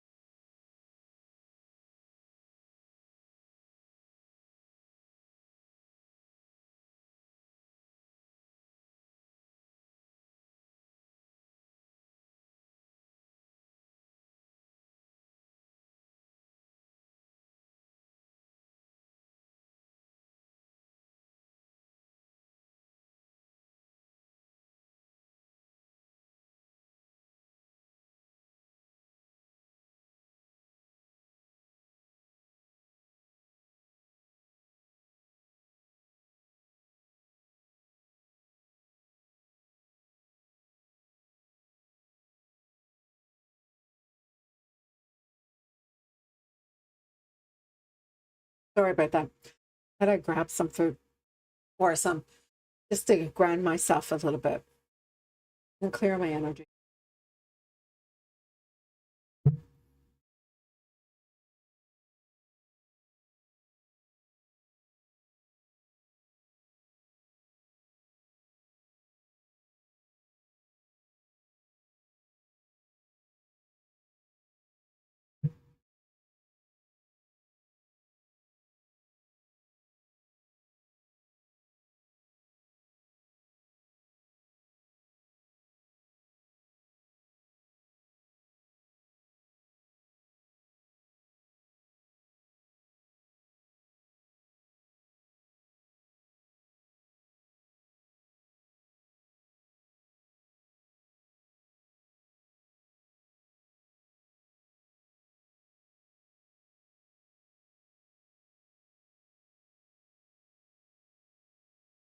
So anybody asking for readings, they have to be subscribed.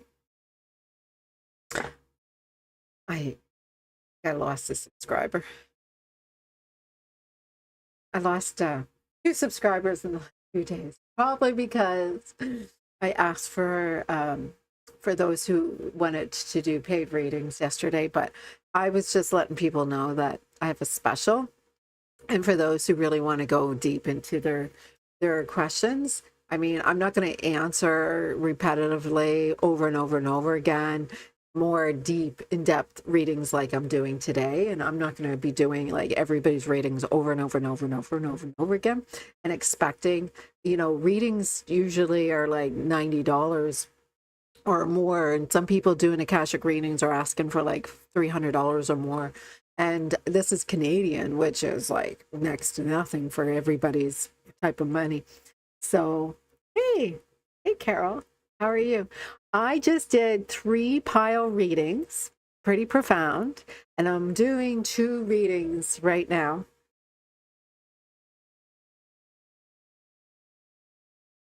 And I had to go and grab some nourishment because that was pretty profound. Sarah, I've been working on that father one for over 10 years. It's still bugging me a little.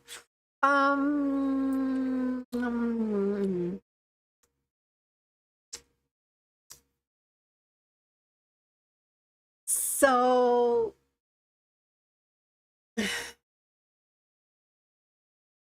I hear you. I hear you.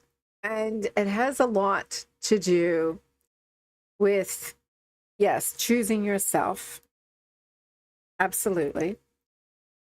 And it has a lot to do with what you're willing to put up with from another. A lot to do. And so if you're not used to seeing my hair down, Carol, that's all. I'm usually have my hair up. And I had my hair down yesterday. So that's all. You guys are just not used to seeing my hair down. Usually when I'm working, I have to always have my hair up in my head because I can't do services with my hair around my face. So you're used to seeing me with my hair back somewhere else. Yeah. So I'm ready to do, so for anybody who's joining me, I've done 3 different piles, 1, 2, 3. And when you look at those piles, there is a reading there. And I just did a reading for Cyril. Now, for anybody who feels that they are in a twin flame dynamic where there is a lot of pain, I would strongly recommend that you go back and watch that, because there was a lot of messages there for those who also resonate with that reading. And so now I'm going to do one more for Anne. Anne, you're in no contact, right? That resonated a little bit with one of my 3rd reading, which was in no contact.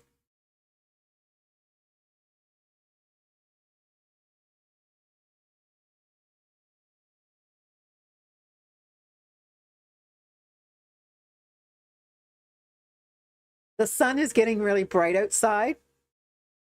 So with the sun being so bright outside, I may look a little dark. So I'm hoping that it's not so dark right now. All right. Sorry about that. I had to get a little something in me. I was a little ungrounded there.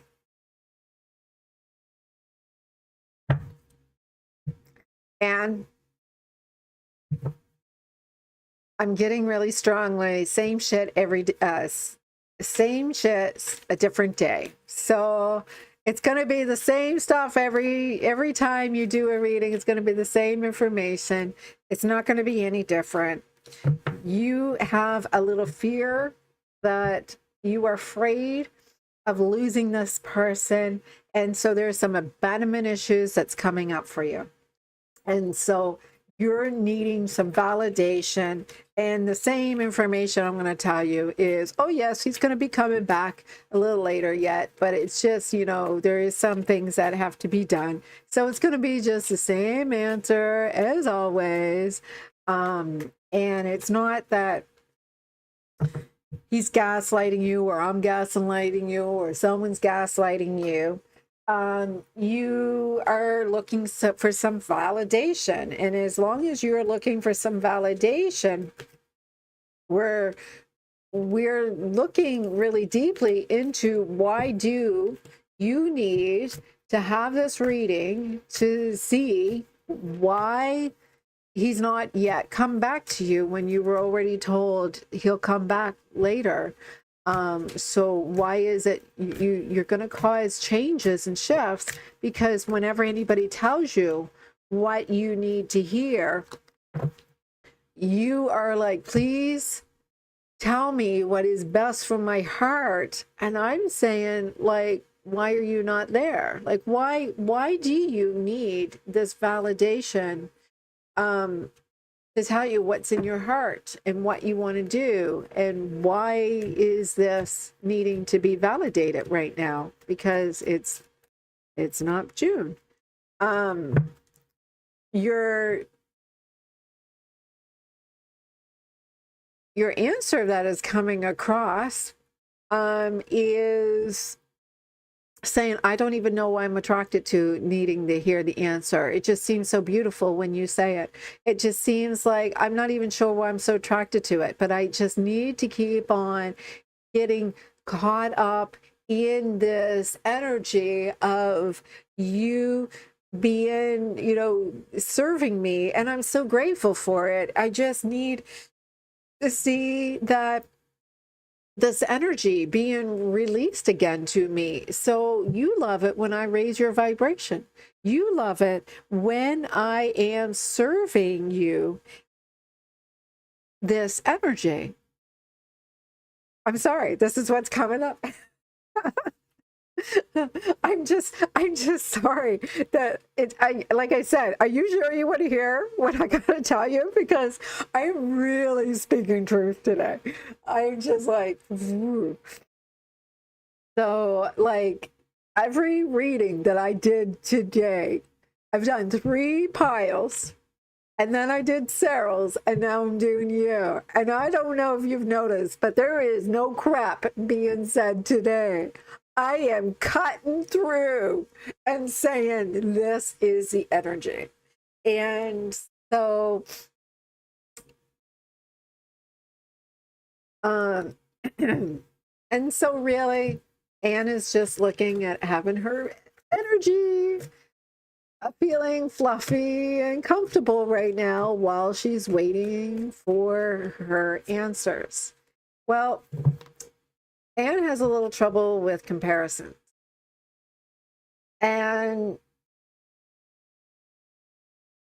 this has a lot to do with the relationship that is in the past and where this relationship may be going. So she is having trouble with taking the comparison of her experience with the past experience and creating what she wants for in her new experience, because that is one of the reasons why this person, yeah, you should go back and check out the readings, Carol. So Anne, I'm getting here a lot to do with your comparison of your relationship that you've had in the past, and both of you don't want to go back to what happened in the past, and because you both have changed, and so you both want something different, but you also don't want to be alone. And so it's kind of like, how can you look at your life, and when you were with them, did you feel alone? Did you feel that you were not validated? Because there seems to be an energy of you being validated coming up here. Did you leave this person because of who they were? Because if you're expecting them to change, why would they show up for you? Because I think that has a lot to do with you being in your divine feminine energy, but yet controlling them. And that is the masculine energy that is in them to decide to respond to your energy. Instead, you are taking advantage of your divine feminine energy and expecting to control them. So there's a distortion in your divine feminine energy. There's a distortion in your divine feminine energy where your expectations are being in charge, which means your ego is playing a game. Your ego is showing up and saying, I am the queen here, and I am telling you that if in order for you to serve me, I demand that you do this for me. I demand that you are my servant.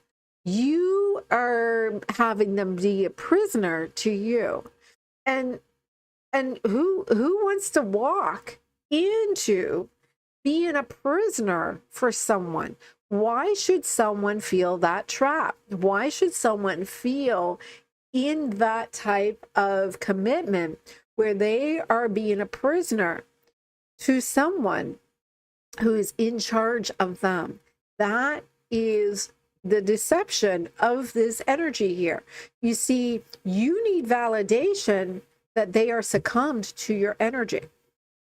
And there is a difference between being enchanted and willing to take initiative and pursue you and feeling like they're walking into a trap.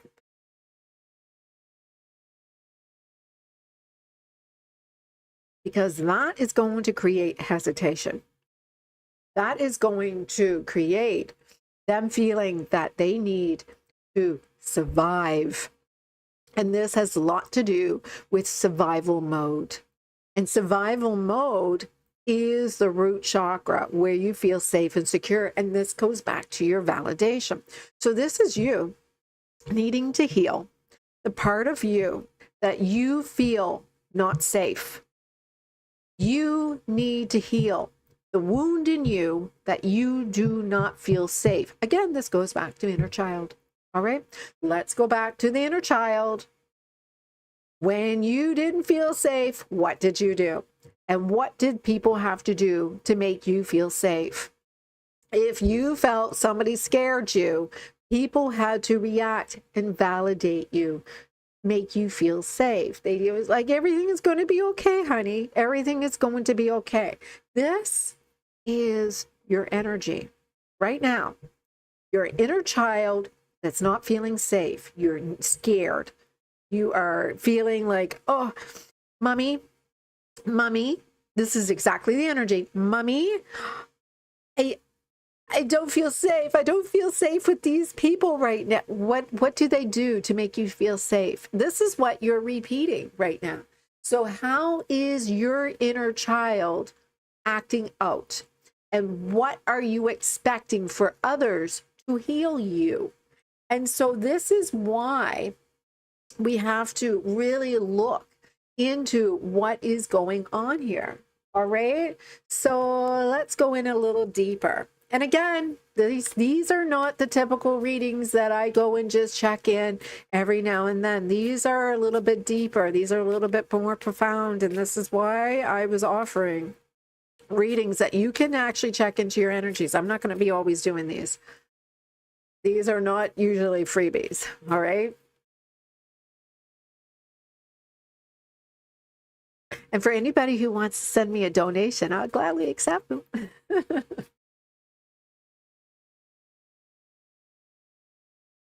Because there's a lot of profound truth to this. And I'm not making you buy the book.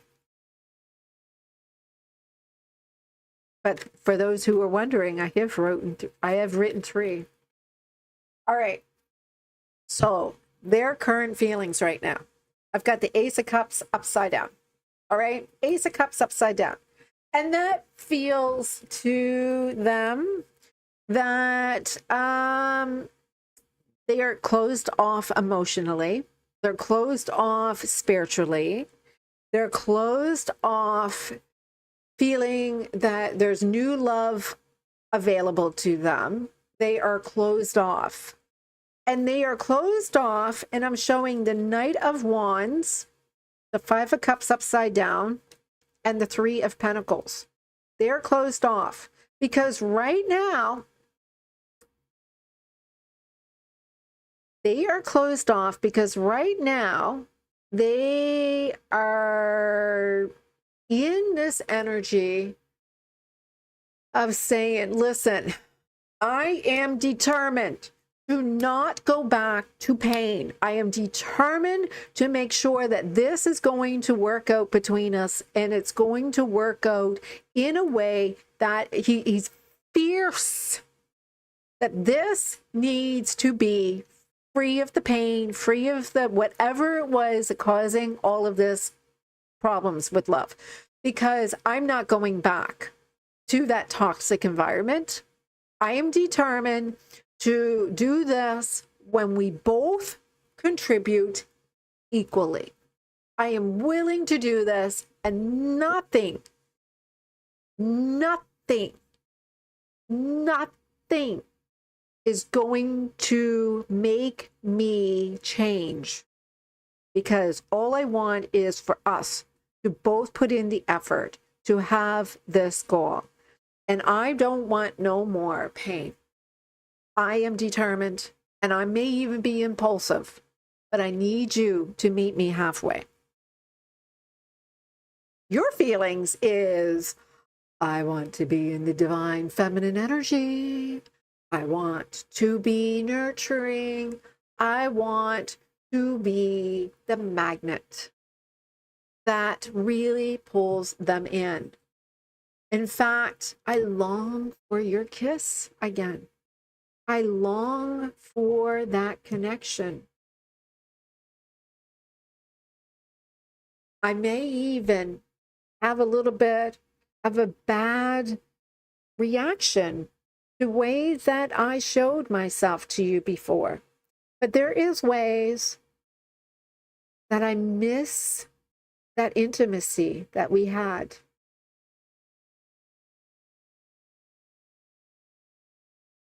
I don't know how you feel about this connection anymore, but I dream about our future together. And I hope you do too.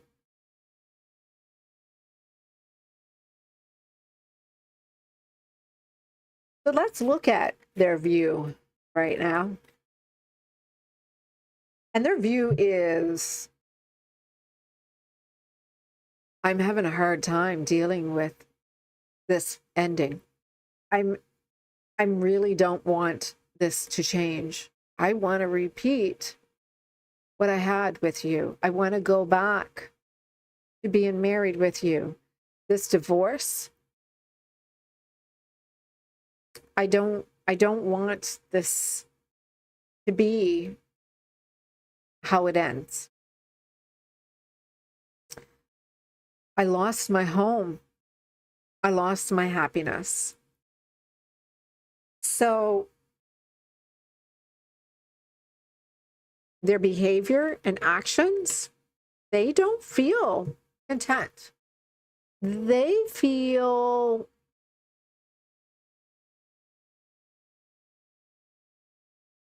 they're distracting themselves with whatever they can to not feel the sadness that they feel. They feel this loss. They feel this, I wish I could be here with you. I wish that I could have made it that I am still your husband. I am not accepting I'm not your husband anymore. I'm sorry I ghosted you. I'm so sorry that I disappeared because I needed to get away and I needed to clear my head. But now that I've done that, I'm watching you. I'm watching what is happening because I still think about you. I know that you're my person. And I know that deep down inside, this was the only love that was real with me. And this was the only thing that I wanted in my life. So the lessons that are being learned is how to not be nostalgia and going back to what validation you need from your childhood, your inner child wounds, how to release what was nostalgia, because as long as you are both playing in nostalgia, you're going back to what is triggering you from the past. You see, there is a sense of denial that is a trauma response with you. And that makes a difficult choice, because when you come to crossroads, you don't know how to make a decision, because you're always making those decisions based on what somebody wants. And I have never once seen you make a decision based on what you want.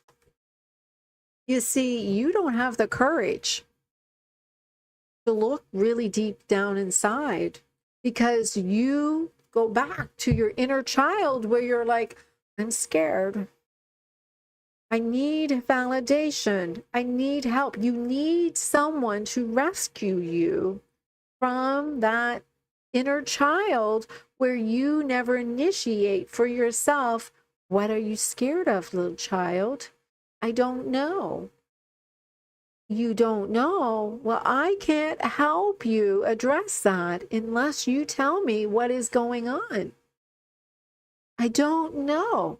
So if somebody goes and just validates you constantly and you don't know what it is that you need validating, there is always going to be this mystery where they're never going to be able to serve you in any way. They're never going to know what's wrong. They're always going to be needing to serve you, because your root chakra does not feel safe. It does not feel secure.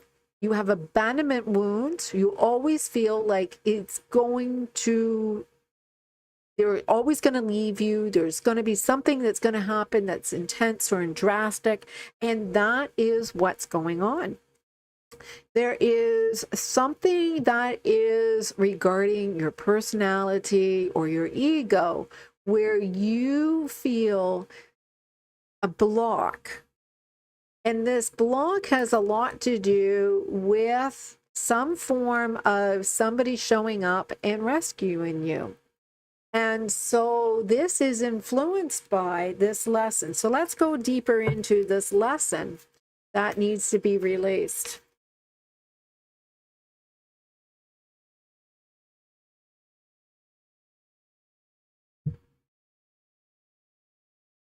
There is some deception in you that is hidden in your subconscious that is repeating over and over again your inner child wound. And your inner child wound is you seeking this validation, needing to be validated that you are safe. And so you are, it's an abandonment wound. And this abandonment wound is, this is it. This is the end. This is where I'm going to die. This is what, and that is the ego. The ego can't seem to relax. Even if your marriage was successful, your ego was having this abandonment issue, this abandonment wound. It could be a psychological wound. It could be a physical wound. It could be a mental wound. It could be an emotional wound. And it could be basically a wound that you've held on to, and you have to accept it. You have to accept it that you need constant reassurance and validation in order, because nothing I could say. Oh, yes, you have to go back and listen to all of the other readings. You have to go back. This is not even as deep as what I did for everybody else. They're all pretty intense this time. Sorry about that interruption. And this is about your abandonment wound. An abandonment wound is feeling like something's going to leave, someone's going to leave. You just need constant reassurance. You need constant validation. And even in regarding to the very first start, where we started, same shit, different day. This is basically what was going on in their head. Same shit every day. I need to constantly tell Anne that I love her. I need to constantly tell Anne that she's loved. I need constantly telling Anne we're going to be okay. I need to constantly tell Anne, and I just couldn't do enough for her. I just couldn't do enough. And they don't want to go back to needing to reassure you each and every freaking day. They say, I've had enough. I had enough. And so they need to know that it is from your childhood. It's absolutely from your childhood. And this is what's going on, right?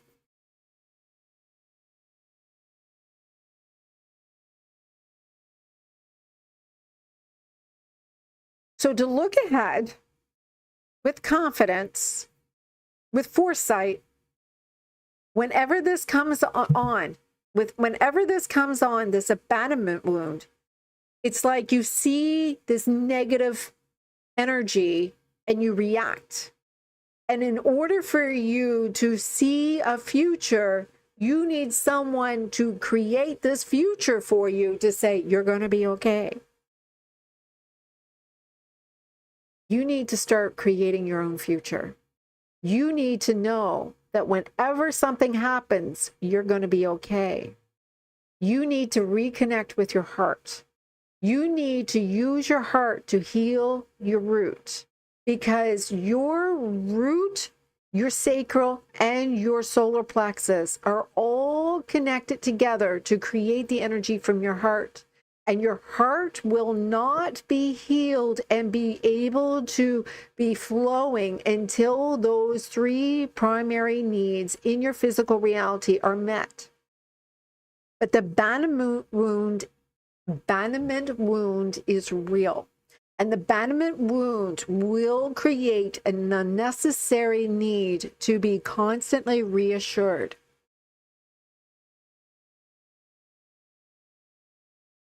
I told you, Anne, I'm not just sitting here entertaining you guys. I'm not here just entertaining you guys. You're all coming to check me out because I'm going to tell you what's real. Of course you need help with that. And Cyril's reading, she needs help with what she is going on. And you know what? Cyril's been dealing with this for a very long time. And guess what? It's the same shit every day. And that's the same thing with you, Anne. It's the same shit every day. Until you actually start addressing your problems, it's the same thing. It's just going to manifest in a different way. And this is the part that nobody really can grasp, is that there is a reason why I'm making these meditations. They're not to entertain you. They're not here for you to go and feel good. But they do. They're here to help you heal your wounds. So here, I'm going to go back and say, I'm not asking you to watch these videos every day to ring my stats up. If you notice, I lose people quite frequently because I'm telling the truth, and some people are not ready to hear it. Not only that, when I'm creating these meditations, they're not flawless and perfect. Absolutely not. But I'm trying to get the information out there, and I didn't ask you to pay me in any form to do this. All I'm asking you, here's the tools. It's up to you to make a choice and use it. And if you don't want to use it, I'm not forcing you. I'm not going to reassure you day after day after day. I am going to say, it's important for you to address your wounds, because as long as you don't address your wounds, it's going to be the same shit every single day. And the same thing that's going to happen every single time is when you come and ask me to give you insight on what is happening, it's going to be just put into different words, but it's the same energy. Your person is not with you because. And then that sounds like blame. But no, the energy is really about what is going on within you, what needs to be resolved. It's going to always be the same thing. Do you feel validated? Do you feel in your divine feminine that you are going to be magnetizing your person? Because I'm going to tell you right now, And you're saying all of that great stuff, but I hope you put that down in the comments, because nobody's going to see any of this. Because when I post these videos, none of the things that you are saying up there in that chat is going to be seen by anybody. I can barely just see these words right now, but I'm right in the middle of your reading. I'm trying not to be distracted. And I'm seeing that you're saying, you see what's going on here. And I'm glad that you're really relating to this, because this is your reading. But they can only do enough. They're not going to constantly reassure you day after day after day, because it emasculates them. They feel like they're not enough. They feel like they can't seem to make you feel good. They can't seem to make you feel safe. And they feel like a failure. And you're triggering their wound. Because if you have a wound of not feeling safe, then you are triggering them and they don't feel safe. They feel like they are not serving you. They're not being enough. They're not good enough in any way. So it's really, really important for you to really look at, why do you need the future spelled out for you when you have the ability to create your own future? You need to look at, what do you want, and allow yourself to know that you are creating and that you are safe in that creation process. Because as long as you keep on looking for others to reassure you constantly, there is going to be a repeat of an energy of that needing to be validated day after day. And as long as I tell you the information, and then somebody else has to tell you the information, and then somebody else has to tell you the information, none of it is going to actually mean anything. It's going to be just a constant need of validation. And so even at the start of the reading, it came up with the same thing. It's like, same shit, different day. And so this was the whole thing about your whole relationship. There was nothing that they could do, because in your root, you never felt safe. You have abandonment issues. You have the inability to ground this energy in your root chakra. So you need to ground more. You need to really look at where this unsafe comes from. And there's a lot of inner child healing you need to do. So your meditation I would work on is that inner child healing. And I will recommend to Cyril to do the limerence video. And for those who haven't watched it yet, I have one on limerence that is really great for cutting the dysfunction in the attachments, and to be able to see them not through a fantasy projection influence, but being able to be grounded into your true energy of yourself. Yes, Anne, there is an inner child video I have. If you go into the video, I'll look it up. There is one that is, it's quite long, but there's an inner child video in it. And that would be, let me see, I'm just looking for my videos.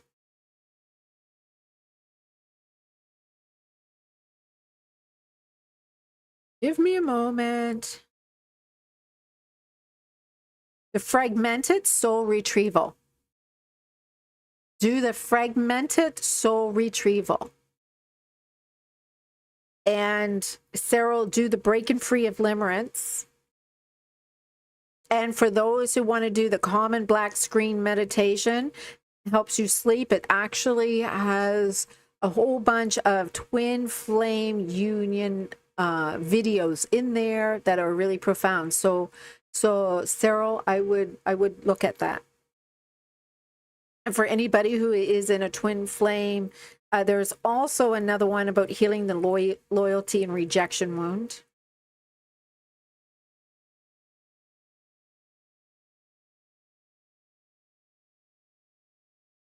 All right. There's a bunch of videos there that I haven't released yet.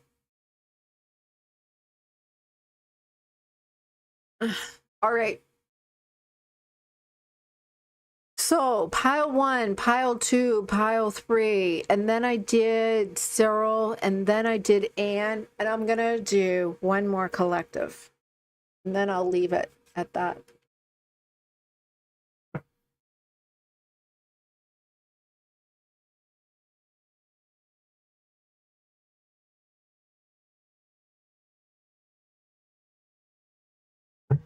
And for those who have not yet checked out the previous 5 readings, I would. They were pretty deep. They were pretty profound. They may even trigger a lot out of you. I was really digging down into the truth, and I was really letting it all out. And there was a lot of information that is really profound that was coming up for that. And these are people who are experiencing endings and change, and you're questioning, is this ever going to change? Is this ever going to change? Because you're only dreaming about the future, and you're always looking at the adventures that could happen as you're growing old. But at the same time, you're afraid of dying. You're afraid of death. You're afraid of, your ego is afraid of what is going to trigger them. So this is really about digging deep into the earth of the depth of what you really need for you or for your relationship that is really going to help that you would have a future together and not end. You're looking for some spiritual evolution of how you can be finally together. And clear up the confusion that has been showing up, because really at the end of the day, all you want is clarity. All you want is the truth. All you want is what you need so that when you get involved, you know that they won't hurt you and that everything happens so that you can get what you need to heal. And so this is the energy that I'm putting this energy into for all of those in this collective. This is your message for you to have a wonderful life so that even though you have an ending in your relationship, how can you live your life so that you are going to see a change where you can be seeing a future, that you can be in the energy of the Queen of Pentacles. And the Queen of Pentacles is being able to provide for yourself, to be comfortable, to be nurtured, and to see yourself as caring and generous with your energy and being able to manifest from that energy of self-worth and knowing that you are worthy no matter what. So this is the energy of the collective. And I would love it if you went and put all of that message down below, because I won't be able to see this and nobody else will be able to see it later. I wish we could share this chat. Right now, I see them not teamwork collective. I see them not putting in any effort right now towards you. All right. So they're resisting you. They are holding back. They are not finding you as their effort of what they want. And this is because they have a lot of anxiety. They are having some intense negativity that is happening. And it has a lot to do with you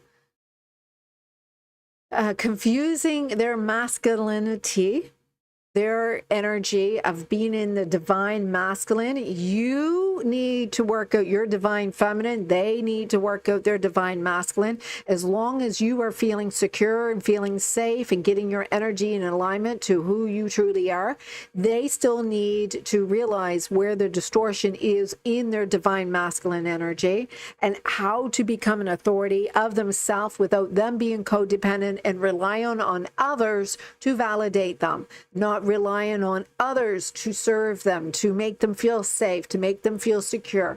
And so this has a lot to do with them not feeling that they're safe. They don't feel safe in this energy. They don't feel that they can be able to comfort you. They don't feel like they have any control here. They feel like they are not in the masculine energy and leading. So we need to not help them feel this. This is for them to regulate themselves. This is what self-regulation means. When they feel uneasy, when they feel like they're stressed out, when they feel like not in their energy, they need to self-regulate. And how do they self-regulate? They're going to go and start chasing those who are not going to make them feel worthy. They're going to chase those who are unavailable. They're going to chase those that are going to make them be really distracted and not serving them in any way. And this has a lot to do with their own exhaustion and needing to play themselves out and feeling like they're coming home to someone when they are depleted and defeated and failure has taken them and they're collapsing and giving up because everything that they have tried to do, it was like chasing it's like I'm seeing the energy of a dog chasing their tail. You know what? You just give them the space so they can chase their own tail for the longest time, and guess what? The dog is never going to get their tail. They're just chasing their tail over and over and over again until they get played out, and then all of a sudden they're going to come and whimper and like, oh, I love me, I love me, I love me. And so this is the energy of them not being in their own divine masculine. So you need to take care of your energy. You need to feel safe. You need to be in comfort. You need to know that you are secure. You need to know that you are attractive. You need to know that you are worthy. You need to know that you are empowered and everything is working out for you. And while they are chasing their tail, they're never going to get anywhere. They just need to play themselves out because they are in a state of not in their divine masculine energy on their own because you were not in your divine feminine energy. And so when you're not in your divine feminine energy, they need time to get into their divine masculine energy too.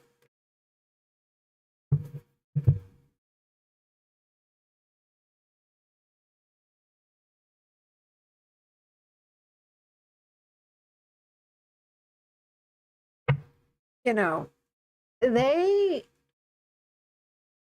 only responding to your energy too. And if you're focused on how beautiful they are, and you know, like when you really are together, do you really care what they look like anymore? So then stop fixating on their looks. Stop fixating on what they seem to you, because really truly how they behave, it should be more important. How their personality really developed over time, because your soul and their soul may be a match, your soul and their soul may be the same, but their ego and their personality is not you, and their ego and their personality is how they are going to treat you. So, you know, are they going to hold grudges against you? Are they always going to make you needing to fix all of their energies of what they want you to fix in them? Has a lot to do with what healing they need to do, right? Their wounds that they're holding on to.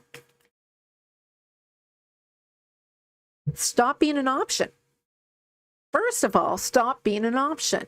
If they are feeling that your culture believes and your family believes and how you were raised, that how you should live your life, and you are trying to break free of those choices and you're limiting yourself, then this is just going to put you in other people's options. Instead, you need to go and choose yourself. You need to decide on what your belief system is, what you want, and choose yourself, and not selling for something less, because you're not going to convince somebody to choose that you if you don't choose yourself first. It has a lot to do with actually others' options. If you are feeling bound by their culture beliefs and their family's beliefs and how they should live your life. So, I mean, look at this. I've got not only once, but twice exactly the same thing. This has a lot to do with you stop being somebody else's options. You need to stop allowing yourself to be their lesson that they are working out. You're being used, you're being abused, you're allowing somebody to use you. And if you are not allowing yourself to take control of your energy, you're just being a pawn in a game. And this game has a lot to do with their healing. So if you want to go and be healed by them and be discarded when you're no longer being used, don't come running to me, because that's exactly what is going on here. You need to take your energy and really get into your energy and stop being the joker in the deck of cards instead. That's the thing. If you are running around people pleasing, trying to fix things, trying to heal them, you're just going to be the joker. You are just going to be the karmic muse that is floating around and being tossed from person to person until you realize you're not in your divine feminine energy. Listen to what I just said. This is pretty deep and profound. So their behavior and actions, if they are avoiding the loss and the grief and the bitterness that comes with love, if they're saying, oh, I am emotionally unavailable, that is influenced by your determination, being passionate, being confident, and being self-assured. Don't let them destroy you. Don't let them belittle you. Don't let them take you and put you down in any way. Because when they start acting and behaving a certain way, that's them trying to, because they're not in the masculine energy, they will make you feel that there's something wrong with you. You're crazy. Maybe you're not beauty enough. Maybe you're not worthy for them. But it's about their insecurity. This is about their own securities. You see, you need to stand strong and know that you are an inspiration to them.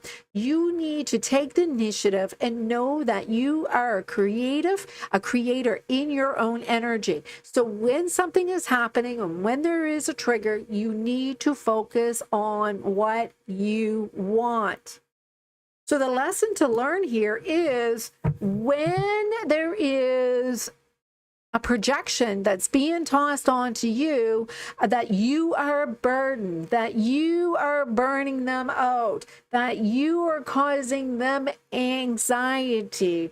There is projection that may be tossed onto you, and it has nothing to do with you in the first place. So it's not even yours. Shake it off. If it's not yours, shake it off.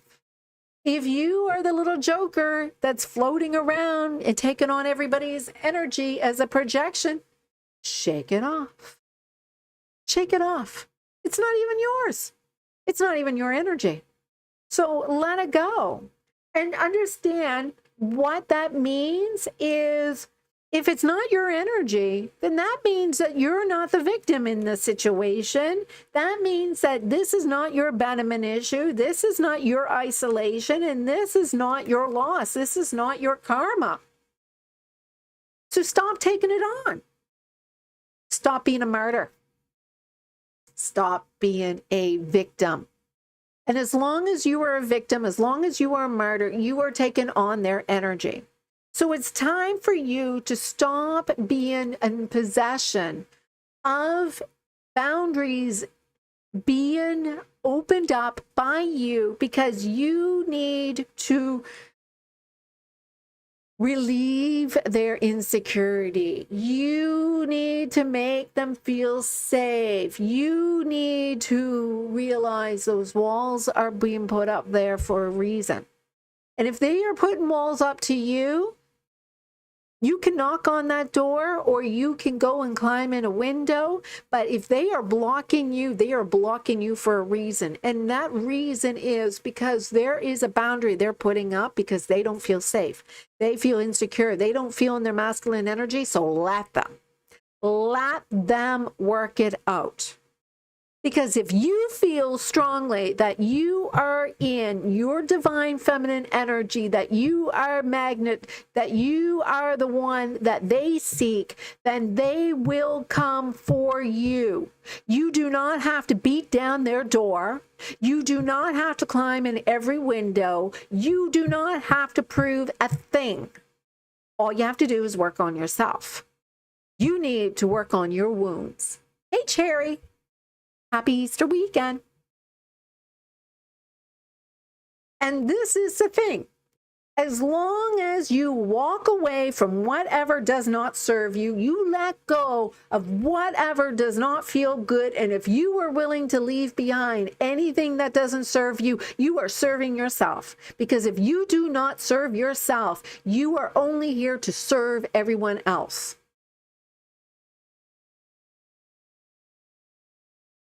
And that is fine. It is your belief. It is your belief to choose what you want to do. You can only take my information or leave it. You can only allow yourself to raise up to a higher self and say, does this resonate with me? Is this what feels right? Because this is what these readings are all about. Soulmates. Unity, the bonds that can't be broken, the spiritual connections that are so profound. They're energy you cannot see, they're energy you cannot feel, they're energy that you cannot understand their existence.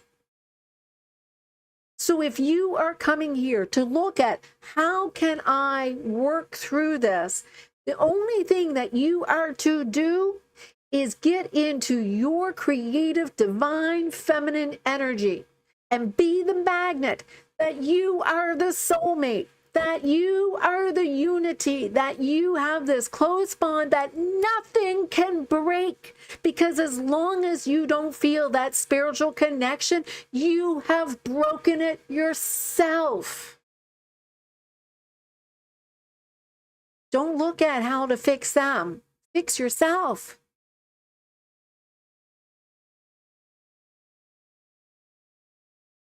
Your leadership is to take control of yourself.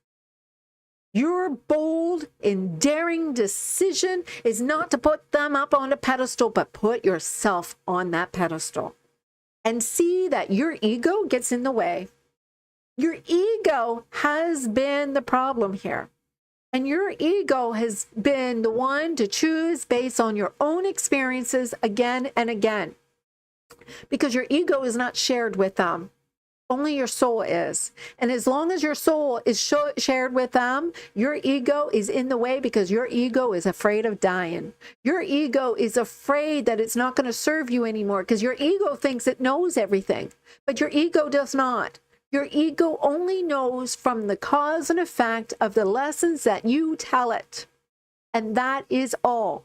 And you are looking for something that is within this divine union, that is real, that is infinite, that is part of your soul's evolution. The ego is not part of it. And that is a hard one to swallow. That is a hard pill to swallow.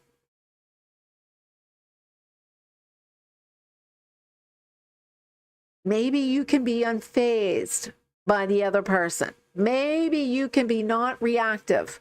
But at the end of the day, that's not what is passionate. and lovely is that? You know, do we want to go and have ending after ending after ending until you feel nothing? No. You have to understand, in order for you to feel something, you have to be in your creation. Don't be no more fazed by grief because you no longer feel neutral. Be more. Be love. Raise your state of consciousness so that you can raise your evolution to above something that is so real. And in love, the vibration of true love, there is no fear. You won't be abandoned there. You won't need the reassurance. You won't need validation. Because when you are there, you are safe. You are trusting. You are empowered. And you are in your creation of your destiny. You are the Queen of Cups. And the Queen of Cups needs compassion for yourself. You are the healer for yourself. And you are supporting in yourself. And if nobody gives you that, there's the door. Next.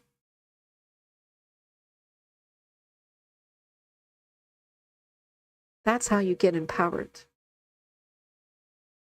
That's how you choose yourself. Don't be in a state of denial. Look at what you know you need to heal and focus on that. And when you do that work, you know there's nothing stopping you. And if anybody shows up not in their divine masculine energy, not willing to take the initiative to step up and be a man or a woman, there's the door. Next.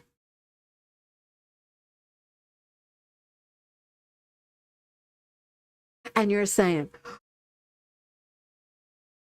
why would I do that? Why would I abandon them? It's your own abandonment issues that's holding you back.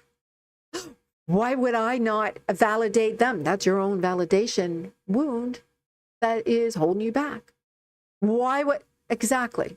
We can continue to come up with many excuses. Why not? But I'm asking you, why not choose that door? Why not choose something better? Is this really what you want? Or are you willing to choose something better?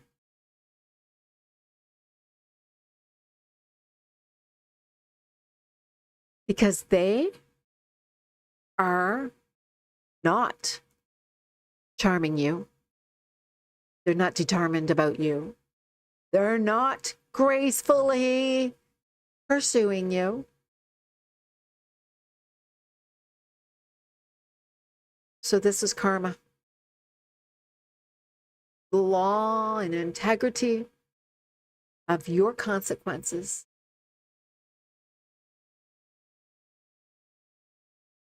So you keep on waiting for them to make a decision. And you keep on being disappointed because they don't choose you.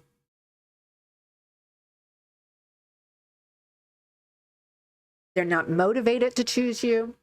They're not direct. They're not daring. They're not even being assertive. They're not choosing you. And so there's the cycle and where it ends. A constant cycle of you not choosing yourself and them not choosing you either. What do you achieve? A repeating cycle of you going and finding somebody else that's going to serve you. And it's going to be the same shit, different day, different people. Fix your wound. And you will see the attention of others is to validate your feeling wanted, feeling needed, and you don't feel whole without it. And if you don't feel whole, if you don't feel completed, nobody's going to complete you. You will always be seeking someone to complete you, and they are always going to be seeking someone else. It is the vicious cycle that never ends. Fix the wound that separate you in the first place. Because if you're asking me, oh, are they going to change? I don't understand. Can you explain it to me? You're not in alignment. And you're not in alignment because you're not in your divine feminine energy. I seem like I'm being really harsh, and I'm so sorry. I feel that maybe this should have been served in a different way that was being a little bit more pleasant and fluffy. But a lot of you have been here every single day with me. And I need to tell you a little stronger, a little forceful. And even if I do, are you going to leave me? Are you going to abandon me? Was your karma served with me? Maybe so. Maybe I triggered you. Maybe I inspired you. Maybe I was the twin flame catalyst that you needed to be hearing from me. And that means we have lots of work to do. We have lots of energy that needs to heal. And that's why I want you to reach out to me and buy a free reading. Buy a reading that's going to cost you something, and it's not going to be free. Maybe there is healing that needs to be done. Maybe there is something that you need to hear privately from me, because you are lovable. And maybe that person that is actually your destined twin flame may not even be somebody that you already know yet. May even be somebody different. Who knows? It depends on what healing needs to be done within you, what you are manifesting, and what you are willing to create for yourself. Don't let anybody stand in your way, including you, because you have a future worth being amazing. You have so much that's going to happen for you. You don't need me to validate that. You need to get in the energy of no longer walking away from yourself, of no longer letting go of yourself, no longer abandoning yourself.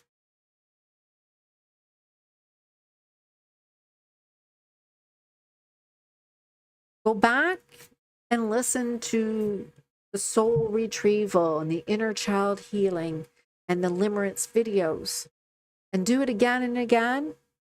And maybe for some of you to listen to the other meditations, because they are only here to help you to heal the wounds from the past. There is rejection wound, there is abandonment wound, there is a fear of failure wound. There is so many wounds that may be inside of you. Look up your human design. They will even show you some of those wounds that are around you, that you are working out in the soul evolution of you. Nobody's here to complete you. You're here to evolve yourself to completion. That is your work of your soul.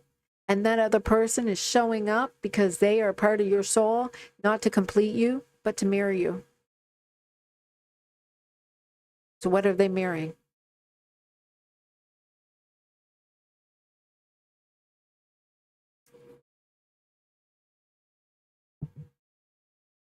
And that is all. All right. Thank you for joining me. Thank you for staying to the end. Thank you for taking all of this in. And it was a pretty heavy heavy readings. And some of you may even not even resonate with that, and that's okay. Take it or leave it. That's what I'm trying to teach you here. Take or leave it. That is really what your life should be about. Taking it or leaving it. That's what relationships should be here. This is what I'm trying to say to you. Stop holding on to a lover as if it's the end of the world.